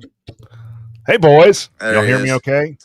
Yeah, we hear you. You sound good. All right, Eddie, give us your Good. thoughts. Jordan's been holding court here, and I appreciate it. Yeah. Jordan's been great stuff. I Good can step off if you conversations. need me to. I don't. Yeah, man, you're perfectly fine, Oh, dude. stay. All right. I I take cannot out hear of Eddie. this. Do you Roddy, hear him? can I you hear hear him me? fine. Yes, sir. I hear you fine. Hello. Yeah, you're good. Continue. Okay. The biggest takeaway for me on this game is that Auburn is mad that we had the starters out in the third quarter going into next weekend. They I wanted got us you. I got playing- you. It took me a minute. It took me a minute. Yeah, it took you. Yeah, He you're trolled doing me, folks. He trolled me. I still can't hear him. I hate I missed that. I would like a good troll for Roddy, but I did not hear it. I don't know what's going on. Hey, folks, in the comments section, let us know if you can hear Eddie. I hear him perfectly fine. Test. I hear myself too. So Oops. Yeah. I don't know what's going on. They hear him? I think so. I think it might only be you. But anyway, I'll pass along. Yeah. Jermaine says we can hear him. Apparently, everybody can hear you. I think it's just on your end, Jordan. Okay. No, that's weird. No, he was Well, pointing out that's the fact that the Auburn fans were upset that Georgia was resting its starters in the third quarter. I'm so upset to hear that. I'm like, oh, he trolled me good. I fell for it hook, line, and sinker. Mm-hmm, Yeah. mm-hmm. Hey, Good deal. a couple sightings too. Josh Horton sighting, Ellis Williams early in the game. I was happy to see that. So And at the end of the game.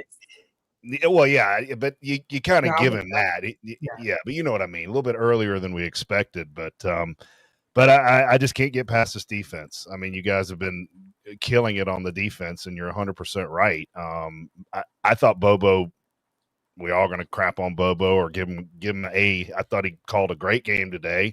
It looked great. There was some trickeration, if you want to call that, on the goal line, right?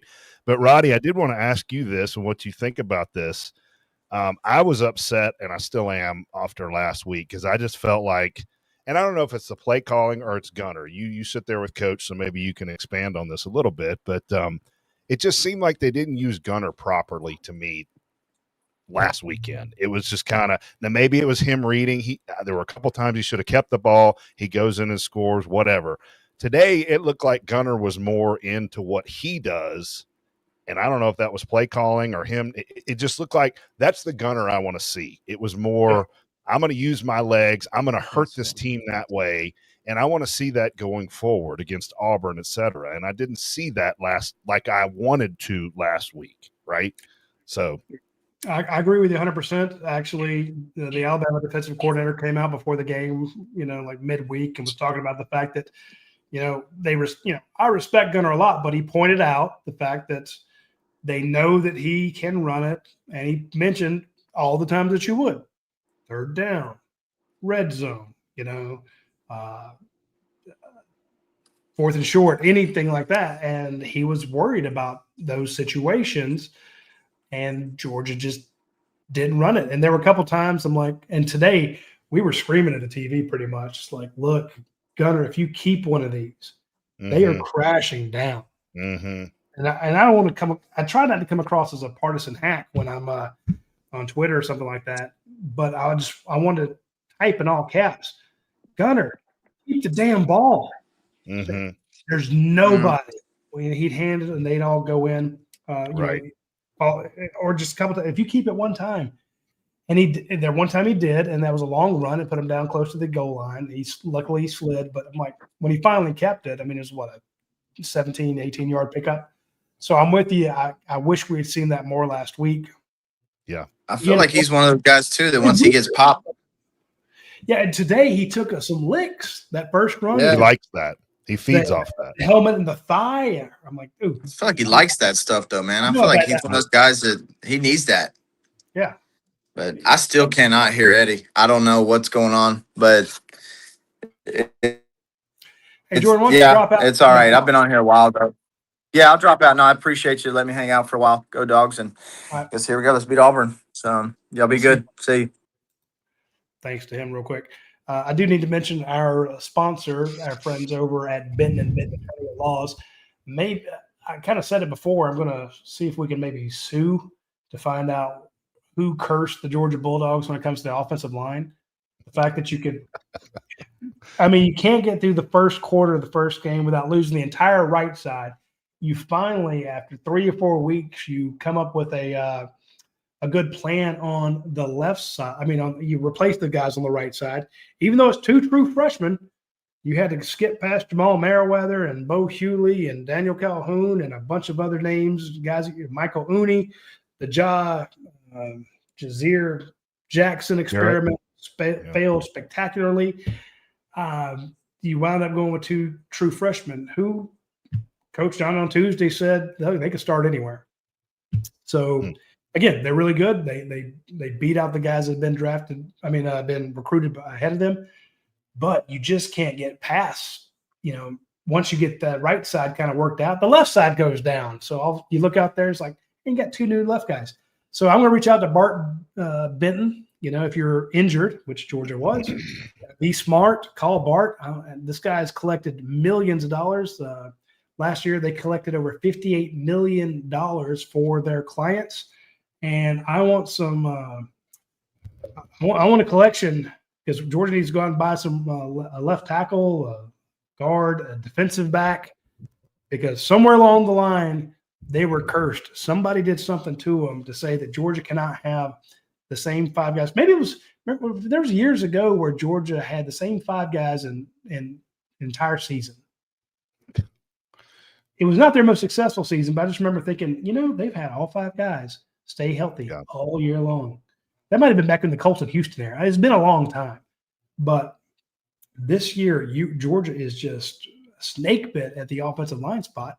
And I'm telling you, there's not a smarter guy out there than Bart Benton.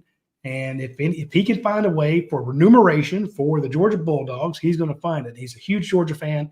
And if you're in the Monroe area or anywhere in the state, but he's stationed in Monroe, call him, his dad. They are a fantastic law firm. They sponsor this show, and he means a lot to friends of mine who have used him, Paul Meharry being one of them. So if you need help, just like the Georgia offensive line does, be smart, call Bart. All right. 14-7 Vandy. Let's go, Vandy. Go, Vandy. Yeah. Well, you talking about that, Roddy, it's kind of like the Braves last year, right? They were just decimated with injuries, and going into this season, I was like, there's no way that we'll relive that again. And the Braves said, hold my beer, because this season was even worse. And the same for me with the offensive line. Last year, it was just devastated all the time. They were constantly moving guys around. This year, we're close to saying, hold my beer again, right? How badly is Monroe Freeling hurt? Do we know? We don't know. Okay. That's one of those things that I'll try. Did you see the injury? I didn't see it. I didn't either. I did not. I saw him coming out, but I didn't see how bad it was. Was he running off? Was he limping off? Were they holding his? I saw that he was helped off. Kirby says it's an ankle. He was, going through a lot of machination on the sideline. It wasn't like they put him on a cart or something. Okay. They didn't carry him immediately back and, panic. This is a game where that you can run against them. You're getting good pass protection, so you're not going to be too quick. I was checking. I'm not trying to ignore anybody, but I wanted to look through I get texts from my sources all the time. And I was just seeing if anybody texted me telling me what was going on about it. But yeah, Kirby says it's an ankle, and how you just hope it's lower ankle, not high ankle. Yeah. And so you don't take a chance when you are so thin there. So right. How about Gaston, Hughley, and Glover. I mean, give these guys some credit coming in there and doing what they need to do. Well, You know, that's what killed me is because we talk. And you read if you did read my column, I'm like, the O line feels set now. So maybe this is the game where we see Gunner feel comfortable because he hasn't been comfortable all year. right. Okay, Gunner, you got time. You don't need to tuck and run.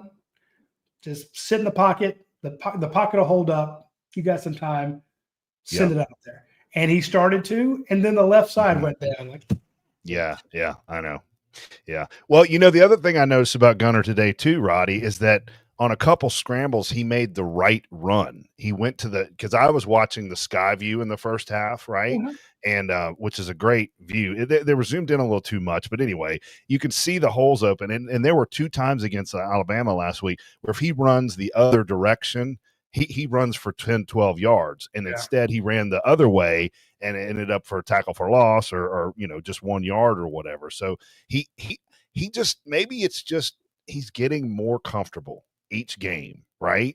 I mean, what is he now? 4 starts in, 5 starts in, right? This is his 5th start. So he's starting to get more comfortable with things and understanding how those blockers work for him in front of him. And I thought he threw the ball well. The interception was not good, but I mean, he was kind of due for an interception, right?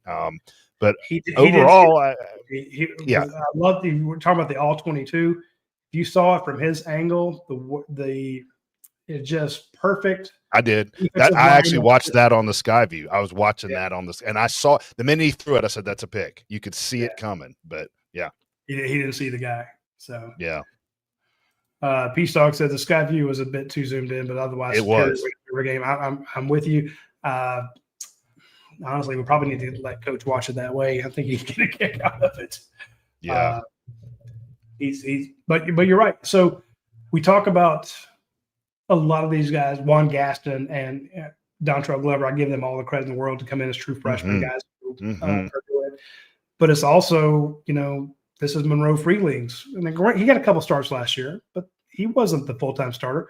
Micah Morris, I don't know that Micah started last year. I don't think that he did either. He played a lot. Don't get me wrong. He played a lot. Yeah. This is Drew Bobo's first year as being the guy. It was Jared Wilson last year. Now he got to start a couple games when Jared got hurt. Right. Abe Harris first time playing. Quintavious Johnson's first time playing. Jordan Hall is back for the first time. He had 2 broken legs, and broken bones in his legs. This is his first time playing. Christian Miller's not coming in on 3rd down. Christian Miller's starting out on 1st down. He was not the guy last year. Daniel Harris started a bit, but this is Ellis Robinson's first time. Kyron Jones' first time. Janelle Aguero's playing a lot more than he did. We talk about all the other guys getting their reps for the first time, but we don't talk about the fact that Gunner Stockton. The first time Stetson Bennett was your guy, he played terrible a lot. Remember we had he will never beat Alabama. Right. He didn't look like he could, even in the championship game. Yeah. For 3 quarters, he looked like garbage. And then he pulled it out. But the second year, too, he looked like he was a 13-year NFL vet playing with the church kids. He ripped people apart. So I think you're going to see Gunner Stockton. He'll learn from – he's only had 1 interception. He missed that guy. He knows that free safety's back there. He just didn't see him. But now picking the right run lane, picking the right direction, he makes wrong decisions, but he makes fewer and fewer as we go along. So right. I got to give Jed May credit. He said, I don't think this team's going to be very good to start off the bat, but by the end of the year, they're going to be good. And I'm thinking if they could be healthy, maybe they would be. But the voodoo doll we're talking about in the comment section here is like. Well, here's one of my big concerns, though, Roddy. I think you're right. I agree with you. We're going to get better and better as the year goes on offense. But my concern is, do we get better on defense? Dude, Jordan and I were just talking about that. I haven't seen it get better. Right. I've seen the offense get better. I have not seen the defense get better. No. You're not getting new players. Davin Bellamy is pointing out that his technique, right? And he's been adamant about this, that's why they're not getting to the quarterback. Well, the coaches see that, right, just as well as he does. So maybe these guys aren't quite as athletic as we thought they were, or that the coaches thought they were, if it's technique, right? I mean, yeah, they're huge guys and can bowl you over straight ahead, but if there's technique involved in other things, they're not doing that. Maybe they can't. I don't know. I'm just throwing it out there. No, Davin would be the one expert on that. I mean, it's Yeah. You can't bull rush everybody in this league. Right. They're going to get set, and you banging your head against the wall. And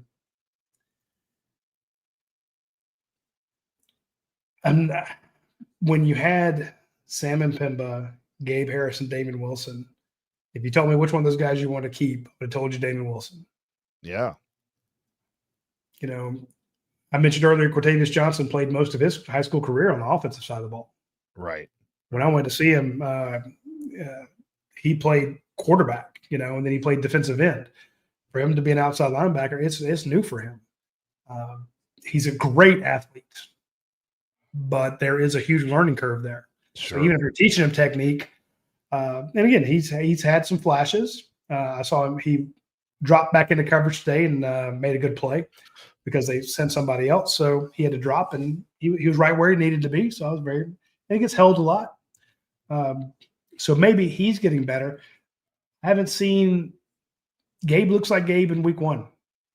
Ellis Robinson gets an interception today, which was nice, but he's still a penalty waiting to happen. He's still I made a working joke about it progress. 2 weeks ago, just because in week 2 he'd gotten a couple pass interference calls, and I'm like the weekly pass interference call on Ellis Robinson. Yeah. Little did I know there would be 2 more. So it's like, well, or giving up the inside leverage. That touchdown he gave against Alabama, where he didn't even touch the guy. The guy comes out of the spot, just it's a walk-in touchdown. It happened again today. Yeah. So where's the improvement? Where's the guys getting home like you were talking about? I haven't seen the improvement. So I'm much more concerned about the defense, even though they only gave up 45 yards rushing, 14 points. But the potential down the road, I'm scared to death of Trinidad Chambliss. Well, yeah, and no doubt we're not even there yet. But I mean, you got Jackson Dart next week, right? I mean, he's going to be much improved over. I'm sorry. Arnold. I'm sorry. I don't know why I said Dart. No, again, he was my pick to be maybe the best quarterback in the SEC because I talked to people. He is not. If he has the time that this Kentucky guy did today, he's going to torch us next week. You know, you got to knock this guy off his spot. But I will say this: I know the defensive backs. Jordan said this when he was on. They can't guard guys 5, 6, 7, 8 seconds or whatever it is, and I understand that. But they're not finding the football. It drives me crazy to watch our cornerbacks not turning their head to find the football. They're just always running into the guy with their hands up. I don't understand why they're not trying to play the football better than that. All right, well, let's bring on Benjamin and get his take on that. Hey, Roddy, can I slip out? I got 2 steaks I got to go cook. So you mind if I leave? Yeah, come back when you're done with your steaks. All right. Hey, Ben, good to see you, buddy. Nice seeing you, Eddie. Your Falcons won on Sunday. We'll see what happens next Monday. It's rare I can congratulate you on that. Yeah. Hey, your Ravens don't look very good, my friend. Eddie, it's over. It's over. It's bad. Yeah. You got rings, though, my friend. We don't have that. So. We're going to have an all-new Todd Monken might be the Ravens head coach then this season, which is interesting. Might be an NFL head coach. Those be some fun press conferences. Their defense is atrocious. It's kind of really kind of like where Georgia's pass rush is, to be honest. Yeah, it really I don't know is which pass shocking rush is how bad their defense is. You really think Monken takes over? Oh, if they fired John Harbaugh, he'd be the obvious head coach. Really? Yeah. Their defensive coordinator is awful. I mean, they're abysmal. I think they're letting up like 40 a game, and they're in the NFL. Yeah. That's a joke. Yeah. All right, boys. Show us the stakes later, Eddie. See you. All right.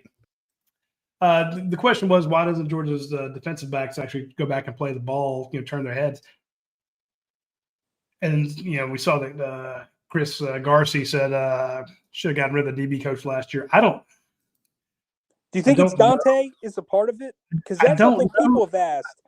I don't know that's Dante, but he was not – the defensive backs at USC were not exactly killers. That was one of the worst secondaries in the nation.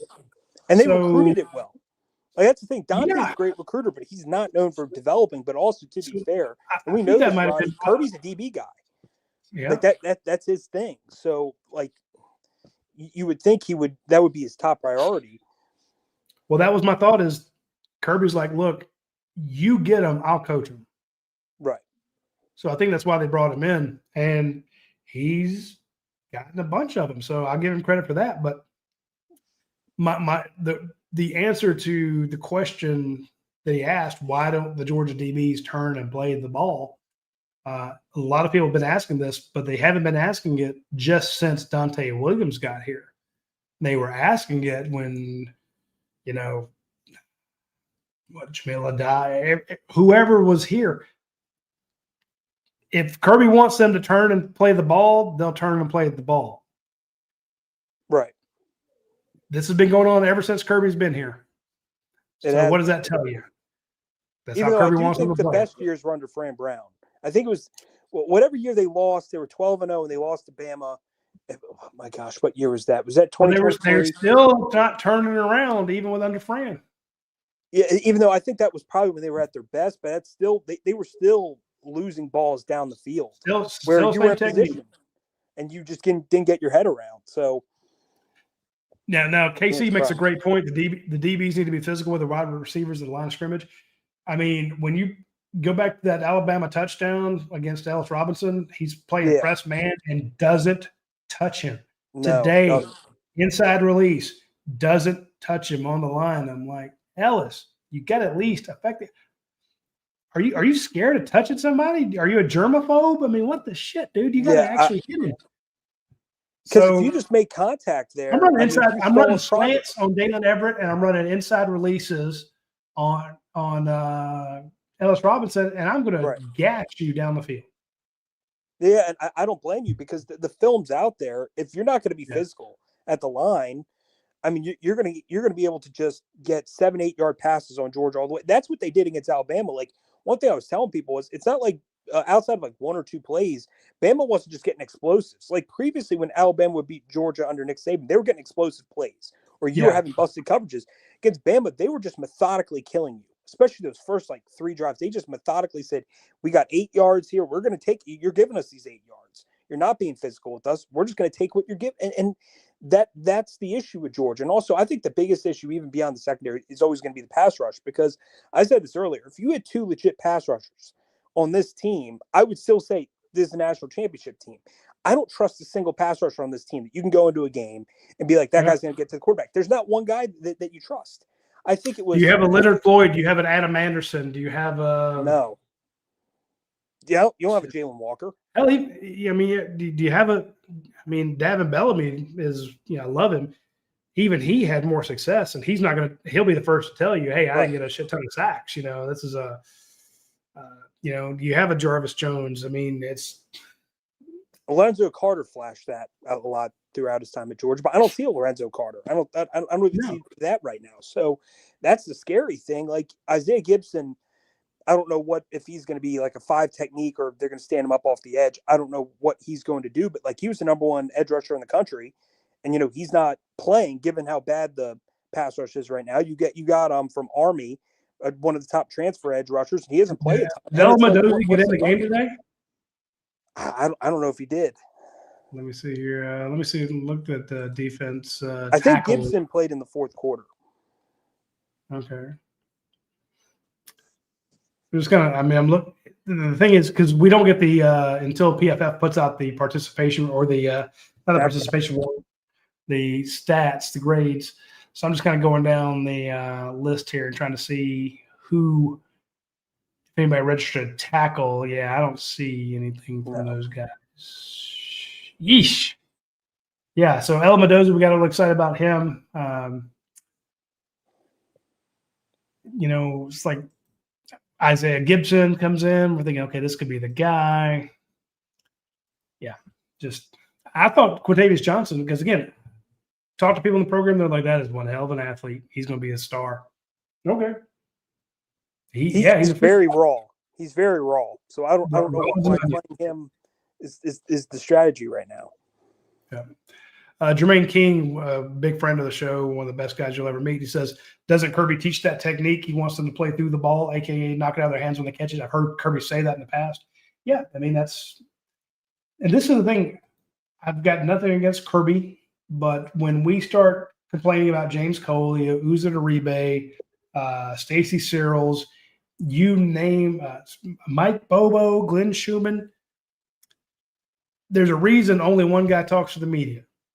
Kirby runs the program. Right. Coach Donna pointed out on the show today that with their iPads, they actually have I guess maybe like a polarizing filter on or something, but they have something designed so that when they're looking at the iPads, the glare of the sun is mitigated so they can actually watch the plays and, talk to their position coach about what's going on. They work on when the grass is going to be replanted on the practice field. They work on the glare of the iPads. Nothing is left to chance. There's nobody who focuses more on the small details. So if there's a problem with his DBs not turning and knocking the ball down, one of the most important things in football, it's not like Kirby forgot to check that. If you're like, oh, we throw too many screens. If Kirby feels they're throwing too many screens, he's going to tell Mike Bobo, stop throwing so many damn screens. Right. Again, I pointed this out last week, Ben, you weren't here. I said, especially after the loss, everybody was pissed off. Right? Everybody's furious after the loss. And everybody wanted to blame somebody. I'm like, my tendency is to blame the players because they're the ones that do it. Right. But then we want to blame if you're mad at the offensive coordinator or mad at the defensive coordinator, you want to blame him. Nobody wants to blame Kirby because he's had a couple of titles and a bunch of SEC championships, which is fair. But I'm like, it's a spectrum. It is. You can go from the player to the AD. I'm like, let's say that Talon Taylor drops the ball on, touchdown pass. You could blame Talon Taylor, or you could blame James Coley. James Coley put him out there. Or you can blame Mike Bobo. Or you can blame Kirby Smart. Or you can blame, Josh Brooks. In other words, it's subject. We all have opinions on where the blame lies. So that's kind of my take on it. And I'm like, the man who controls everything is Kirby. So when we give him credit for the titles, we have to give him credit for the fact that his cornerbacks don't turn around and try to knock the ball down. They try to play the man in front of him because that's exactly what Kirby wants them to do. Right. I think last week the loss was mostly on him. And I know a lot of people are going to go to Glenn Schumann. Should Glenn Schumann call better plays? Yes, but it's always going to be Kirby's defense. He only gave up 24 points. Exactly.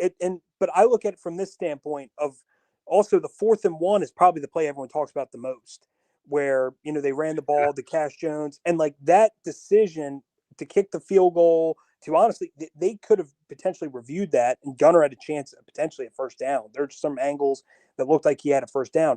That's a play that it was Kirby. Kirby said, we're going to do a hurry up. We're going to run the ball. There was no reviewing that play. There was no even considering kicking the field goal. That was a Kirby decision. Kirby, there are multiple different lanes he could have taken, and it ended up being the worst one. So I look at it and also the play was telegraphed beforehand. You could tell Gunner was just handing off to Cash Jones. He was going to the right. You could tell that was happening the second that they hurried up and like they're running it to Cash Jones. Like, to me, that's all Kirby decisions. So, and especially when it's on the defensive side of the ball, because I know the defense in the second half got better last week. I get that. And I think today, overall, the defense played well. But the thing that's shocking to me, Roddy, about this season is, I remember last year, me and you both talked about this. They couldn't run the ball. This year, they're running the ball pretty well. Last year, the run defense, especially in I think it was like Mississippi State, and there was like 2 or 3 other games where the run defense was just not good. You're like, it was garbage. It was straight trash. And you're like, the one thing every Kirby defense has had is like a top 10 run defense. They've been number 1 in run defense most years, honestly. And you looked at it, and this year their run defense has been pretty good. Like it's been pretty good this year, and the rush offense is good. And you're looking at this team, and you're like, there's something off. Like, I think Gunner overall has played well. I know people are always going to judge the quarterback, but like, he's not going to make the biggest difference one way or the other. I think the receivers, I know Taylor dropped the ball. They're not dropping the ball as much this year. You have a quarterback that can run. So there's a lot, like the offense, I think is going to get better. And I'm not concerned about the offense. You could say last week, the first 2 drives, they threw the ball too much on the first 2 drives. I think Gunner on like the 3rd down of the 2nd drive, he had Cash Jones wide open. He had a lane to run for a 1st down, and it resulted in them having to punt. Also, I think he had London Humphreys wide open on that play too. But there's been like a couple plays here and there for Gunner. But overall, Gunner hasn't lost you a game, or he hasn't made a dumb play that you're like, wow. It's not like Carson Beck versus Florida last year.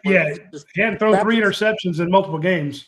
Yeah, he hasn't done that. So I look and go, Gunner, even if he's not the Heisman or anything, he's played well overall. It's just very odd to me that when we look at this team, we're thinking the secondary and the pass rush is like as bad as, I mean, it's the worst pass rush in the SEC at this point. I mean, it has to be. Because I think I think it might have been Horton today that got a sack. I don't think they had a D lineman or an edge rusher have a sack coming into today. It's all been the inside linebackers. Yep. Actually put out a tweet saying, breaking, a Georgia defensive lineman has picked up a sack. It was the first time. It was in garbage time, and shout out to Namande Ogboko for getting it. When we do our predictions on Friday, I predicted Georgia to win by 20. They won by pretty much. The line was 20 and a half.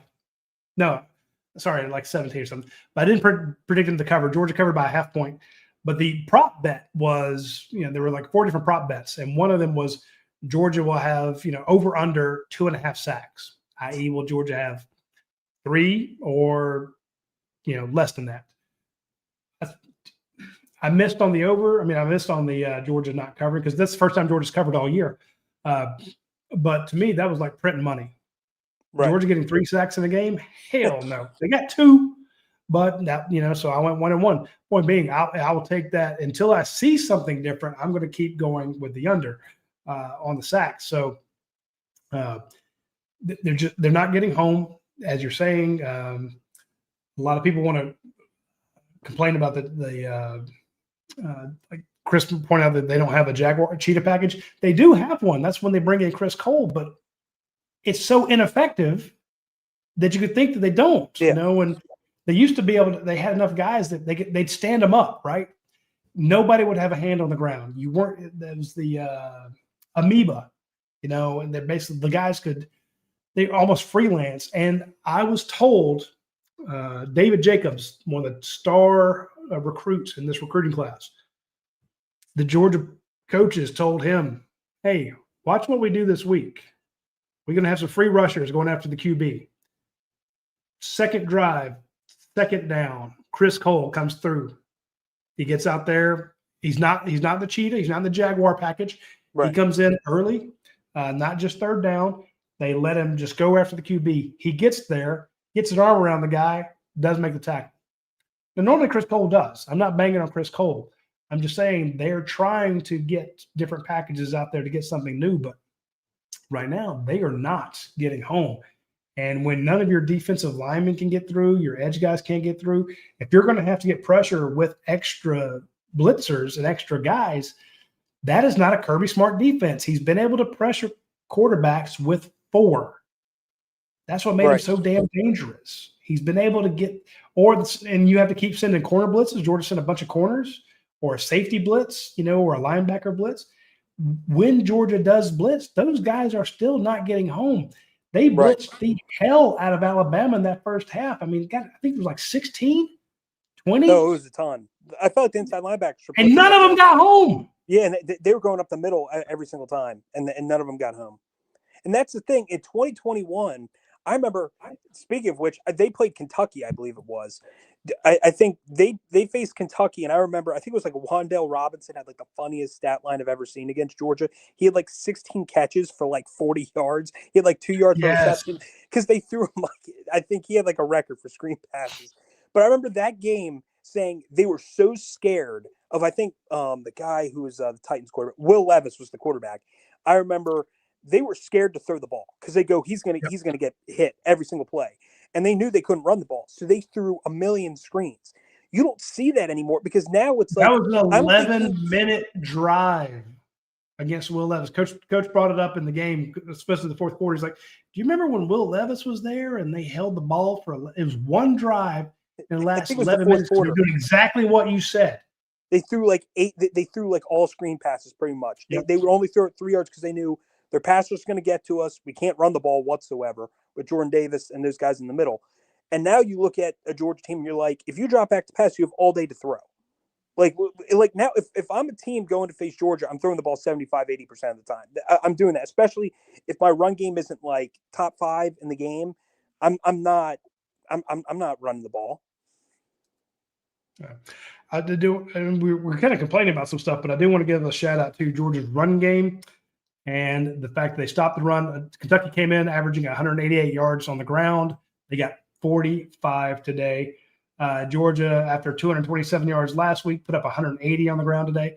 And as they were talking in the comment section there, KC mentioned that when we asked Kirby, what are your goals? What is the number one thing you're going to work? This is day one. So this is August 1st when we had a press conference. We're like, Kirby, what are you guys working on the next 29 days before the first game? He says, we are going to work on stopping the run and running the ball. And he was asked after before the game today, what did you learn after that Alabama game? He said, I learned that we can run the ball and we can stop the run. That's definitely what we saw today. Now, of course, that answers the next question. Can you stop it in the air? Which the answer is no. And it'd be great. It'd be great if they were only going to run it. My point is, going forward, every time a team hands off, you need to start. Yes, that's a win for Georgia. But if you see a guy take a 5-step drop, 7-step drop, your butthole's going to pucker because he's probably going to complete the pass, especially on third down. Oh God, that was also the thing because it felt like I remember Kirby before the game last week, Roddy. I think it was Laura Rutledge that interviewed him. And he said the key thing is to win first and second down. I remember the first 2 drives. They won first and second down almost every time. And then third down, they got beat on third down. It's almost like winning on first and second down didn't even matter, which is crazy that usually you would think that's the key. Make them on an obvious passing down. Get them at 3rd and 16 and they still complete it. Which is ridiculous. I mean, that just amazed me because I'm like, on first and second down, they're getting maybe top 3 yards on a run. And then they'll throw either a short pass or they'll run it again. And it's like it's 3rd and 6, 3rd and 7 every single time. And then they're getting you on third down.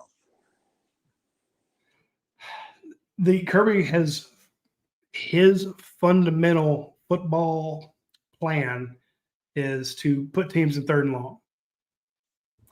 Now, granted, Alabama was not 3rd and long very much, but they went 8 of 8 on 3rd down. But there were a couple ones that they did convert on 3rd and long.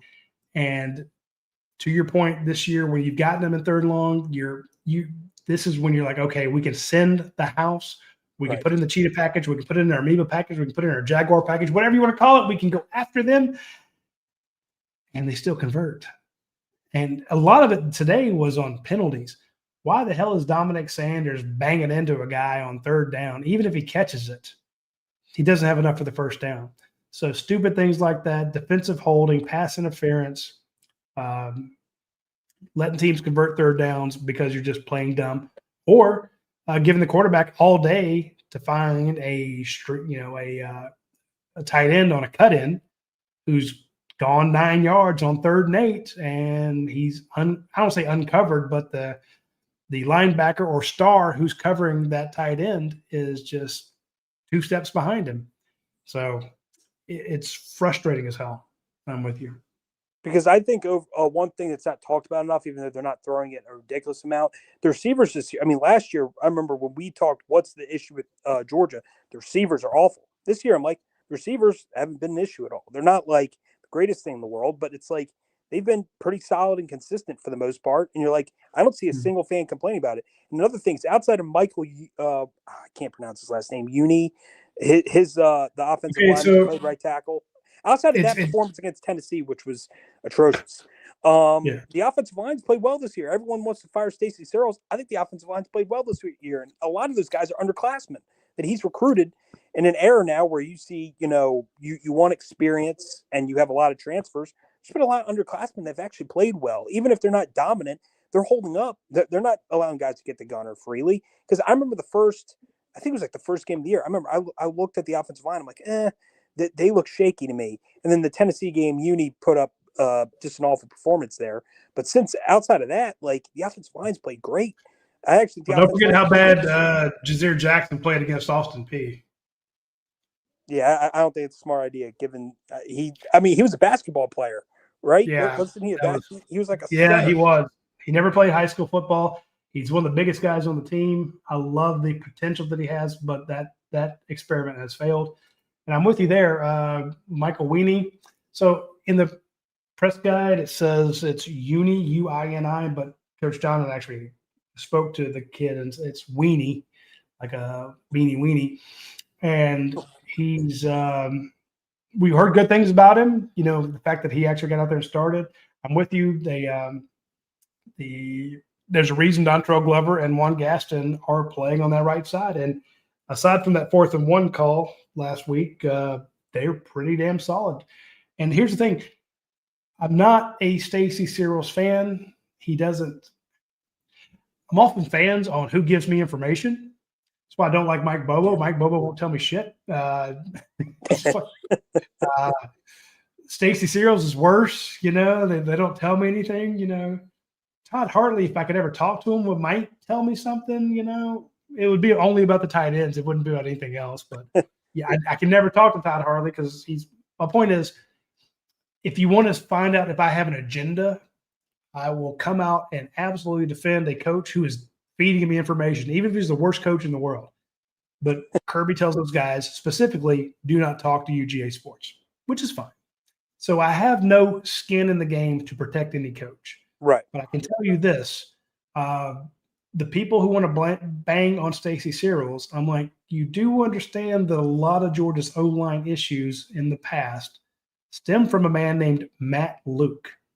Right. If you want a weak link, the guy who recruited Griffin Scruggs. Oh, that was one of the biggest board meltdowns I think I've ever seen, Roddy. I'm just saying. I remember that. So I do, when Mike Bobo is calling dumb plays, we should call it out. When Stacy Searles not developing guys, we should call it out. When Chidira Uzadaribe and Trey Scott's guys can't get any pressure on the quarterback, we should call it out. When they do well, I thought that Mike Bobo called some decent shots. The formations had Kentucky confused. And when you can have 2 true freshmen and a third one, Cortez Smith, who's going to be your starting center probably next year if Drew Bobo leaves early, he recruited those guys and he's got them playing. So I'm going to give Stacy Searles credit there.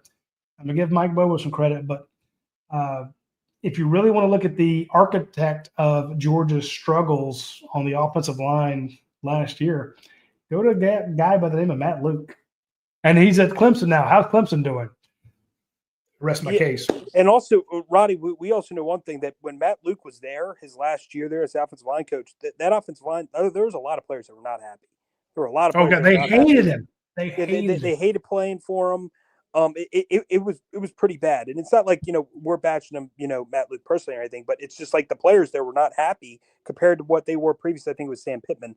They were really happy under Sam Pittman. A lot of players love Stacy Searles. They like playing for him. But Matt Luke, that was really the first time I remember it was players, especially the upperclassmen that weren't recruited by him, were just not happy, being coached by Matt Luke. And you had to adjust. I remember they hated his guts. The last year, oh man, what's his name? Eddie Gordon. He recruited Ernest Green. Like, I don't think people realize he was the lead recruiter for him for 3 years, and he was the one talking to him. I don't think Matt Luke hardly ever talked to Ernest. I'd be happy. So it's kind of like one of those deals where Matt Luke was not. I think his last year he was kind of checked out, to be honest, because he wasn't recruiting a ton of guys.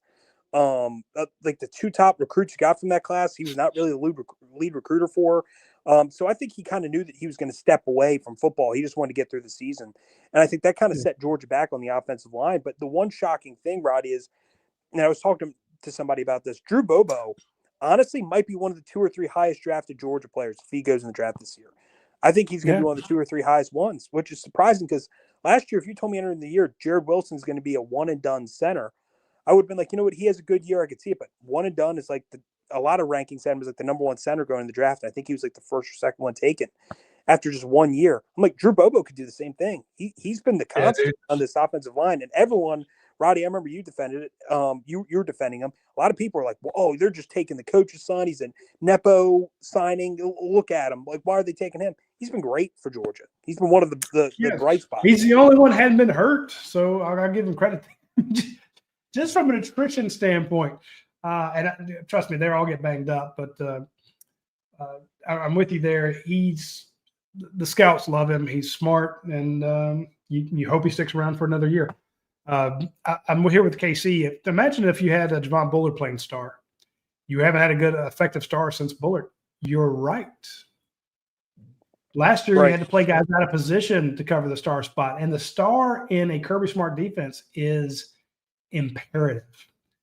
And it's not a shot against Janelle Aguero, but you're just not as effective as you were before. So I'm with you there. Frank Cohn says Bobo needs to go. Hey, Frank, if you don't mind, give us flesh that out a little bit. Right now, if I want to fire somebody, I'm firing. I don't want to say Travaris Robinson, but I'm looking at the secondary. Yeah, somewhere. Grant Robinson's a hell of a recruiter. I mean, he was handpicked by Will Muschamp, but they brought in 3 safeties, none of which are good enough to play at Georgia. Yeah. I mean, that's a shocking thing because you have Dante Williams, you have T-Rob, and you have Kirby. And also Glenn Schumann, when he started his career, actually started as a DB guy. So you look at – and he's the defensive coordinator. You look at the secondary, you have so many resources there. That's like – and it's surprising to me. Now, the pass rush doesn't help it. With any pass rush, it's, like this, your secondary is not going to look as elite. But it's just surprising to me. But I think our buddy Penn Hurst told me last week, Roddy, he goes, the best coach in that game against Alabama was Mike Bobo. Honestly, Mike Bobo and Stacey Searles looked like the best coaches last week compared to everybody else's position group. I'll also say in context, I think nobody had a great game, but yeah, you're right.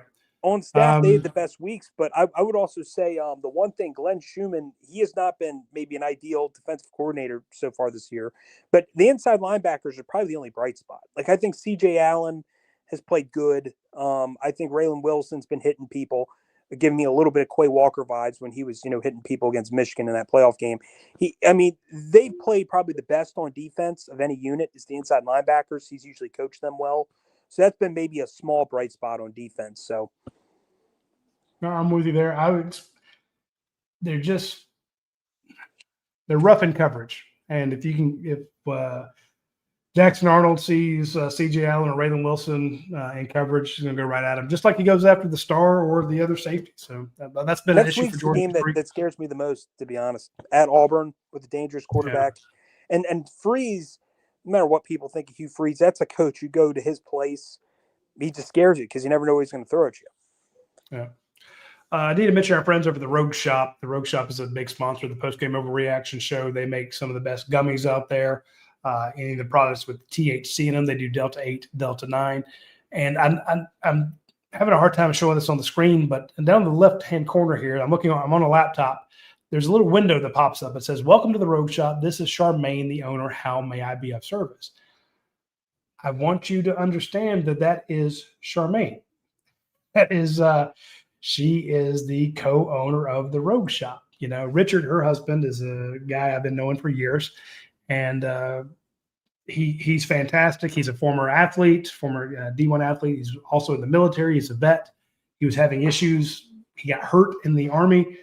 But when he had chronic pain, and what he did not want to do is get hooked on any sorts of pain medication, any sort of muscle relaxers or stuff like that.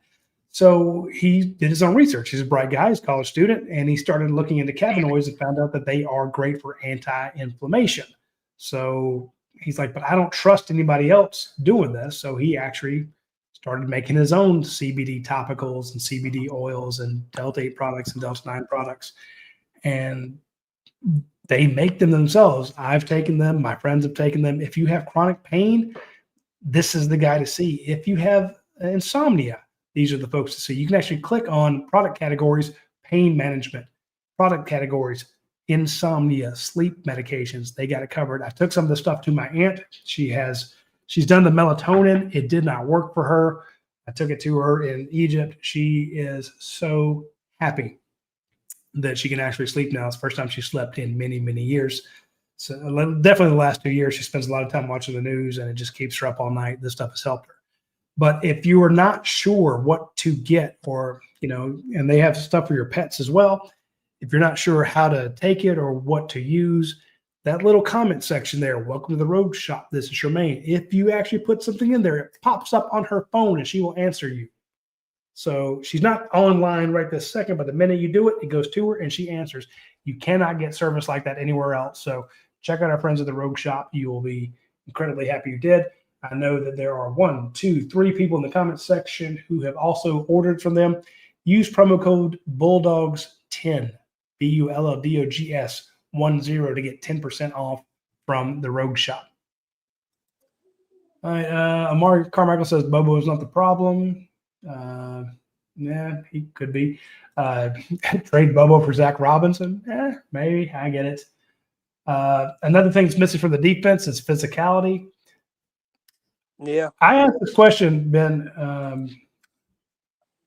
Where's the enforcer on this defense? I don't mean just biggest hitter, but where's you remember when Georgia wasn't playing well and Sean Williams called him out before the Florida game? And in the first quarter, he broke a Florida guy's arm. Yeah. Remember when Lewis Seen did the same thing?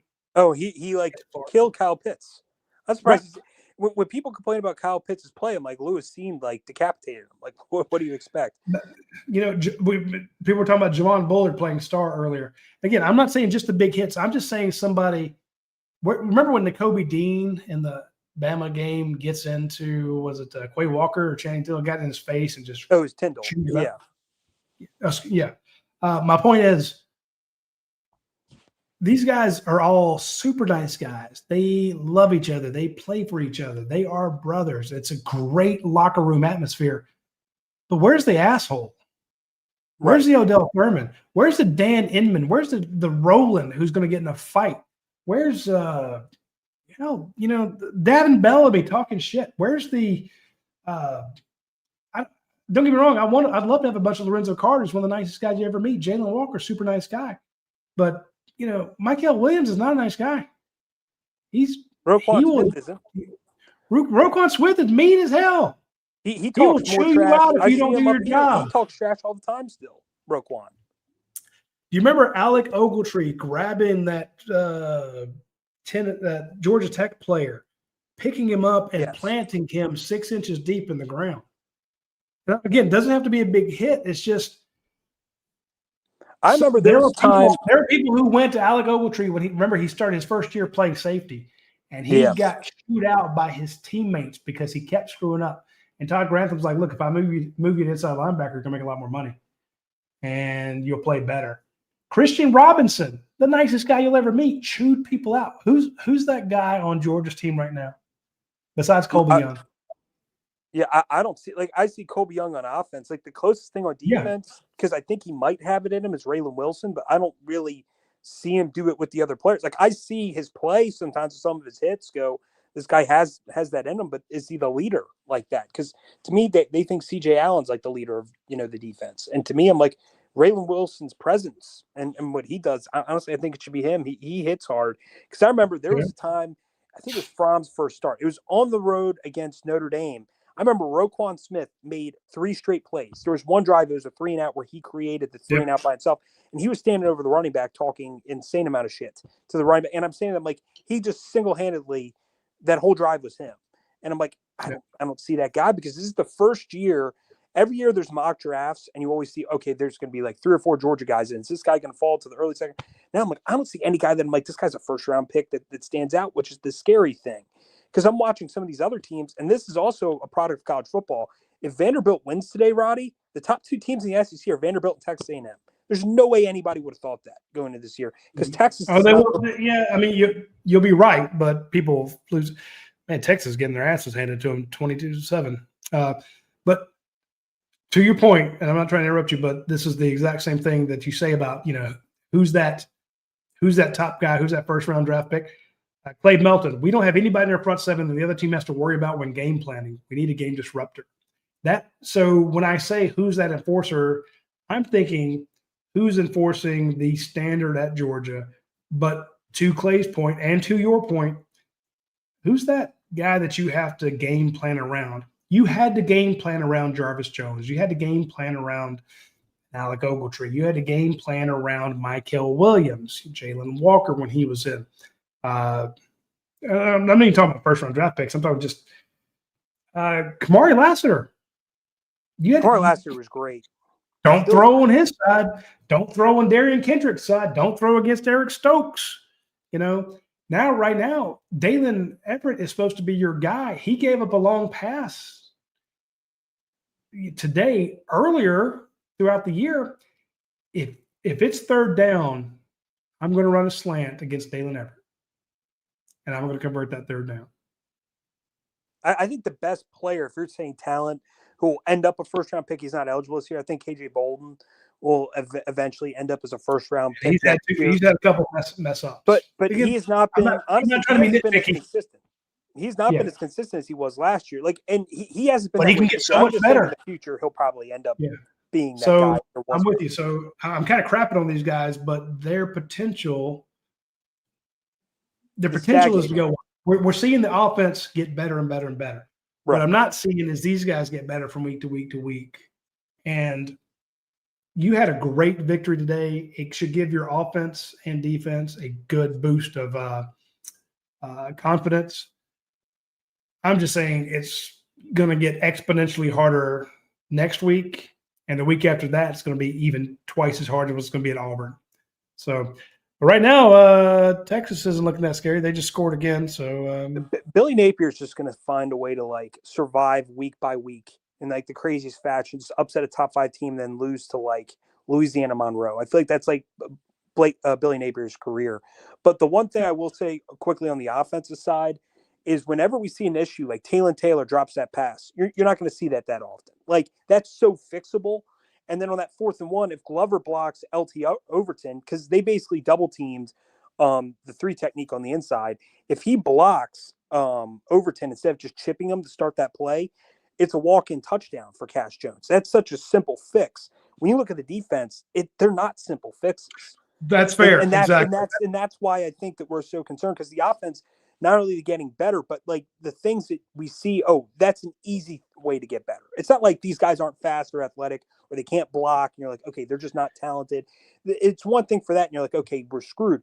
When you look at the offense, simple things. Okay, you dropped a pass here. Okay, you missed a small assignment here, which if you make that, it's easy. Everyone else did their job. With the defense, it's nobody's getting to the quarterback. With the technique is off. There's so many things. It's can you get that corrected or not? I think they can make some improvements, but I don't think they can become a top 10 defense. I don't think they can become that. It was asked on the watch along show, how many times are we seeing guys catch wide open passes? No one around them. We're seeing it most of the time. That is the last 2 years, those guys have been wide ass open. It's odd to see. We can talk about guys not turning around and playing the ball in the air.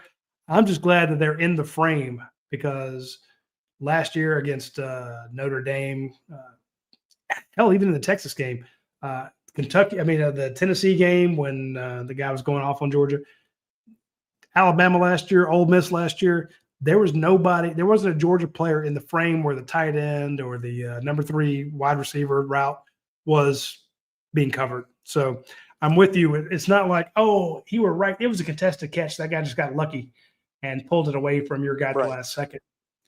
You got guys running wide open, guys running free. So that is my fear. And I think Chris makes good points. Is again the no Muschamp effect. He's always great to have in the meeting room, but I think right now his son's at Vanderbilt. I don't think he's starting, but he seems to be really locked in with being with his kids and not being in the building as much. Dude, honestly, this is my son's senior year in college, and we have a lot of work that we do on Sunday. We have grades, we have snap count, we have by the numbers, we have Dash's dashboard. We do a lot of content on Sunday. Mm-hmm. And I'm looking at the fact okay, it's 6:00 on a Saturday. I got to go do this stuff. How much can my guys are exhausted. Our reporters at UGA Sports have been there since 9:30. Excuse me, 9 o'clock. I'm like, how much can I whip them into doing the rest, get as much done tonight so that I can drive up to Dahlonega to see him, just to take him to lunch, you know, because the minute he graduates, then he's off. Yeah, he's gone.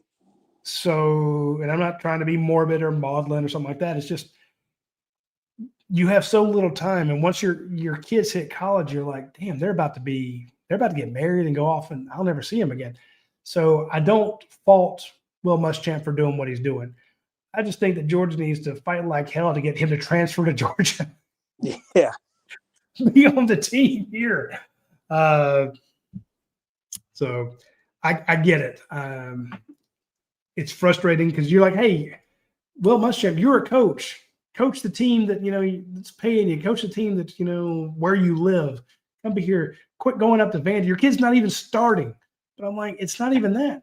Kid doesn't have to start. Your kid could – you just want to see him after the game to take him to dinner, because once he graduates, he's going to probably get married and go off and do something. My kid's at the University of North Georgia.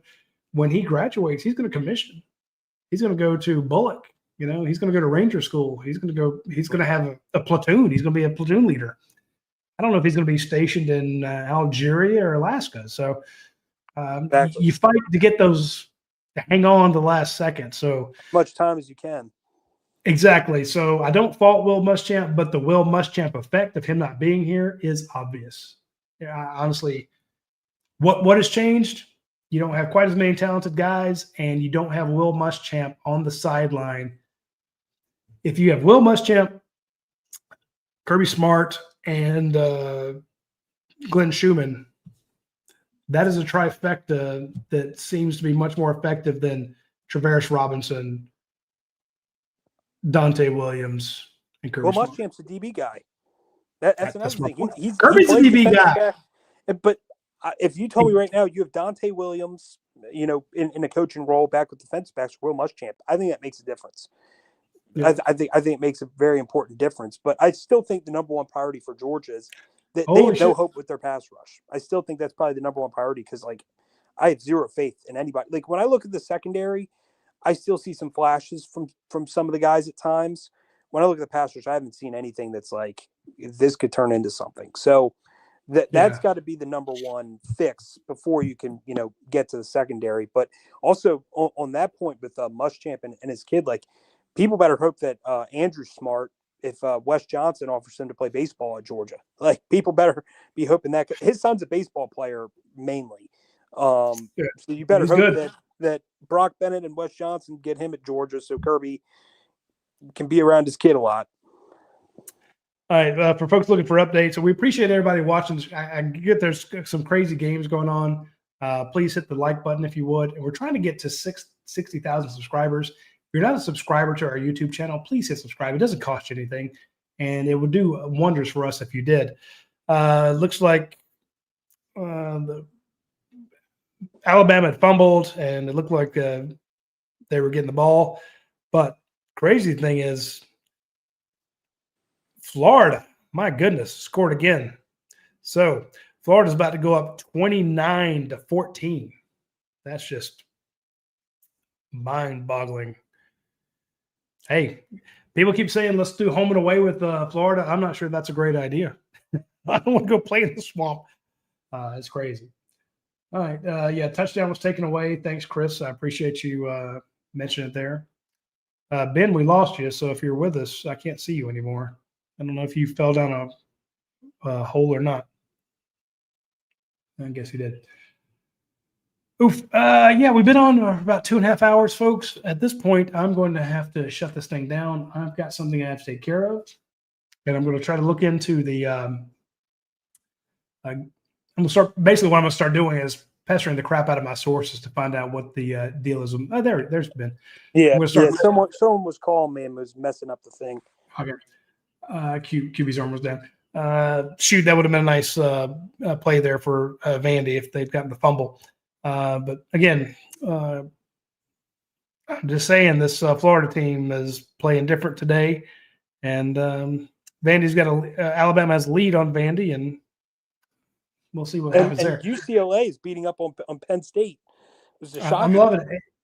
Again, everywhere you can't predict how these games are going to turn out. You just can't. And I'd feel a lot better about Georgia if its defense was better. Anyway, I'm going to have to shut this down. I've got some stuff I have to do here, but I'm going to start calling around to find out what's the latest with Monroe Freeling, because we'll know a lot more about Georgia's chances against Auburn, Ole Miss, and Florida if we find out what is the status of Monroe Freeling. May not be able to find out anything tonight, but be sure to check out UGAsports.com. We have the hang on, let me see here real quick on the front page. Oh, yeah, Roddy, I do want to get this in. Second in receiving tonight. I told you, Elias Williams, second in receiving for Georgia. So the alien, maybe over time they actually get him some passes. Because if we did game balls, I would just give it to him just because I don't know if he's going to have the opportunities to get one. There were two different games in which they hadn't thrown to the tight ends. They threw 4 different balls to the tight ends today. Elias Williams had 3 catches, and Oscar Delp had a huge one. So, hey, and I don't like to say, well, I do like to say I told you so, but I don't like to do it too much because you kind of come off as a condescending ass. But in my column this week, I wrote, if Georgia could have a few explosive plays, they have the ability to run the ball, but they needed to get up on this defense. Excuse me, get up in this game and let the force Kentucky to have to throw the ball, make Kentucky one-dimensional. That's exactly what they did. But the best way to do that would be to, instead of, you can run 5 yards a clip, which is great, but you also have to have some explosive plays. Let's look at Georgia's explosive plays today. 19-yard run, 19-yard run, 12-yard run, 9-yard run, 8-yard run. I'll take that. In the passing game, 33-yard reception, 27-yard reception, 18-yard reception, 36-yard reception, 16-yard reception. There are your explosives. So they're doing pretty well. Again, with some, having lost their starting left tackle, we might be looking at shootouts the rest of the way, folks. That's all I'm saying. So anyway, I'm going to get cracking on trying to find out what's going on with Monroe Freeling. There are a ton of stories on the front page of UGAsports.com. You need to check out what Mark Stoops said about Georgia. We've got the photo gallery from the recruits that are there. We've got 3 reasons why Georgia defeated Kentucky.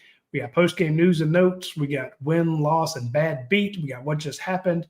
The photo gallery. It's a lot going on at UGA Sports and a crap ton more coming. So tune in at UGAsports.com. Check it out, and we will see you all. Yes, I'll see you Tuesday. We have the show tomorrow at 7:30. The Eddie and the guys will be doing the Peach State Power Hour. 7 o'clock, we'll have on Monday, we'll have Rumors versus Fact. But then Tuesday, we'll have Coach Donnan. So be sure to tune into all those, and we'll see you later. Y'all take care.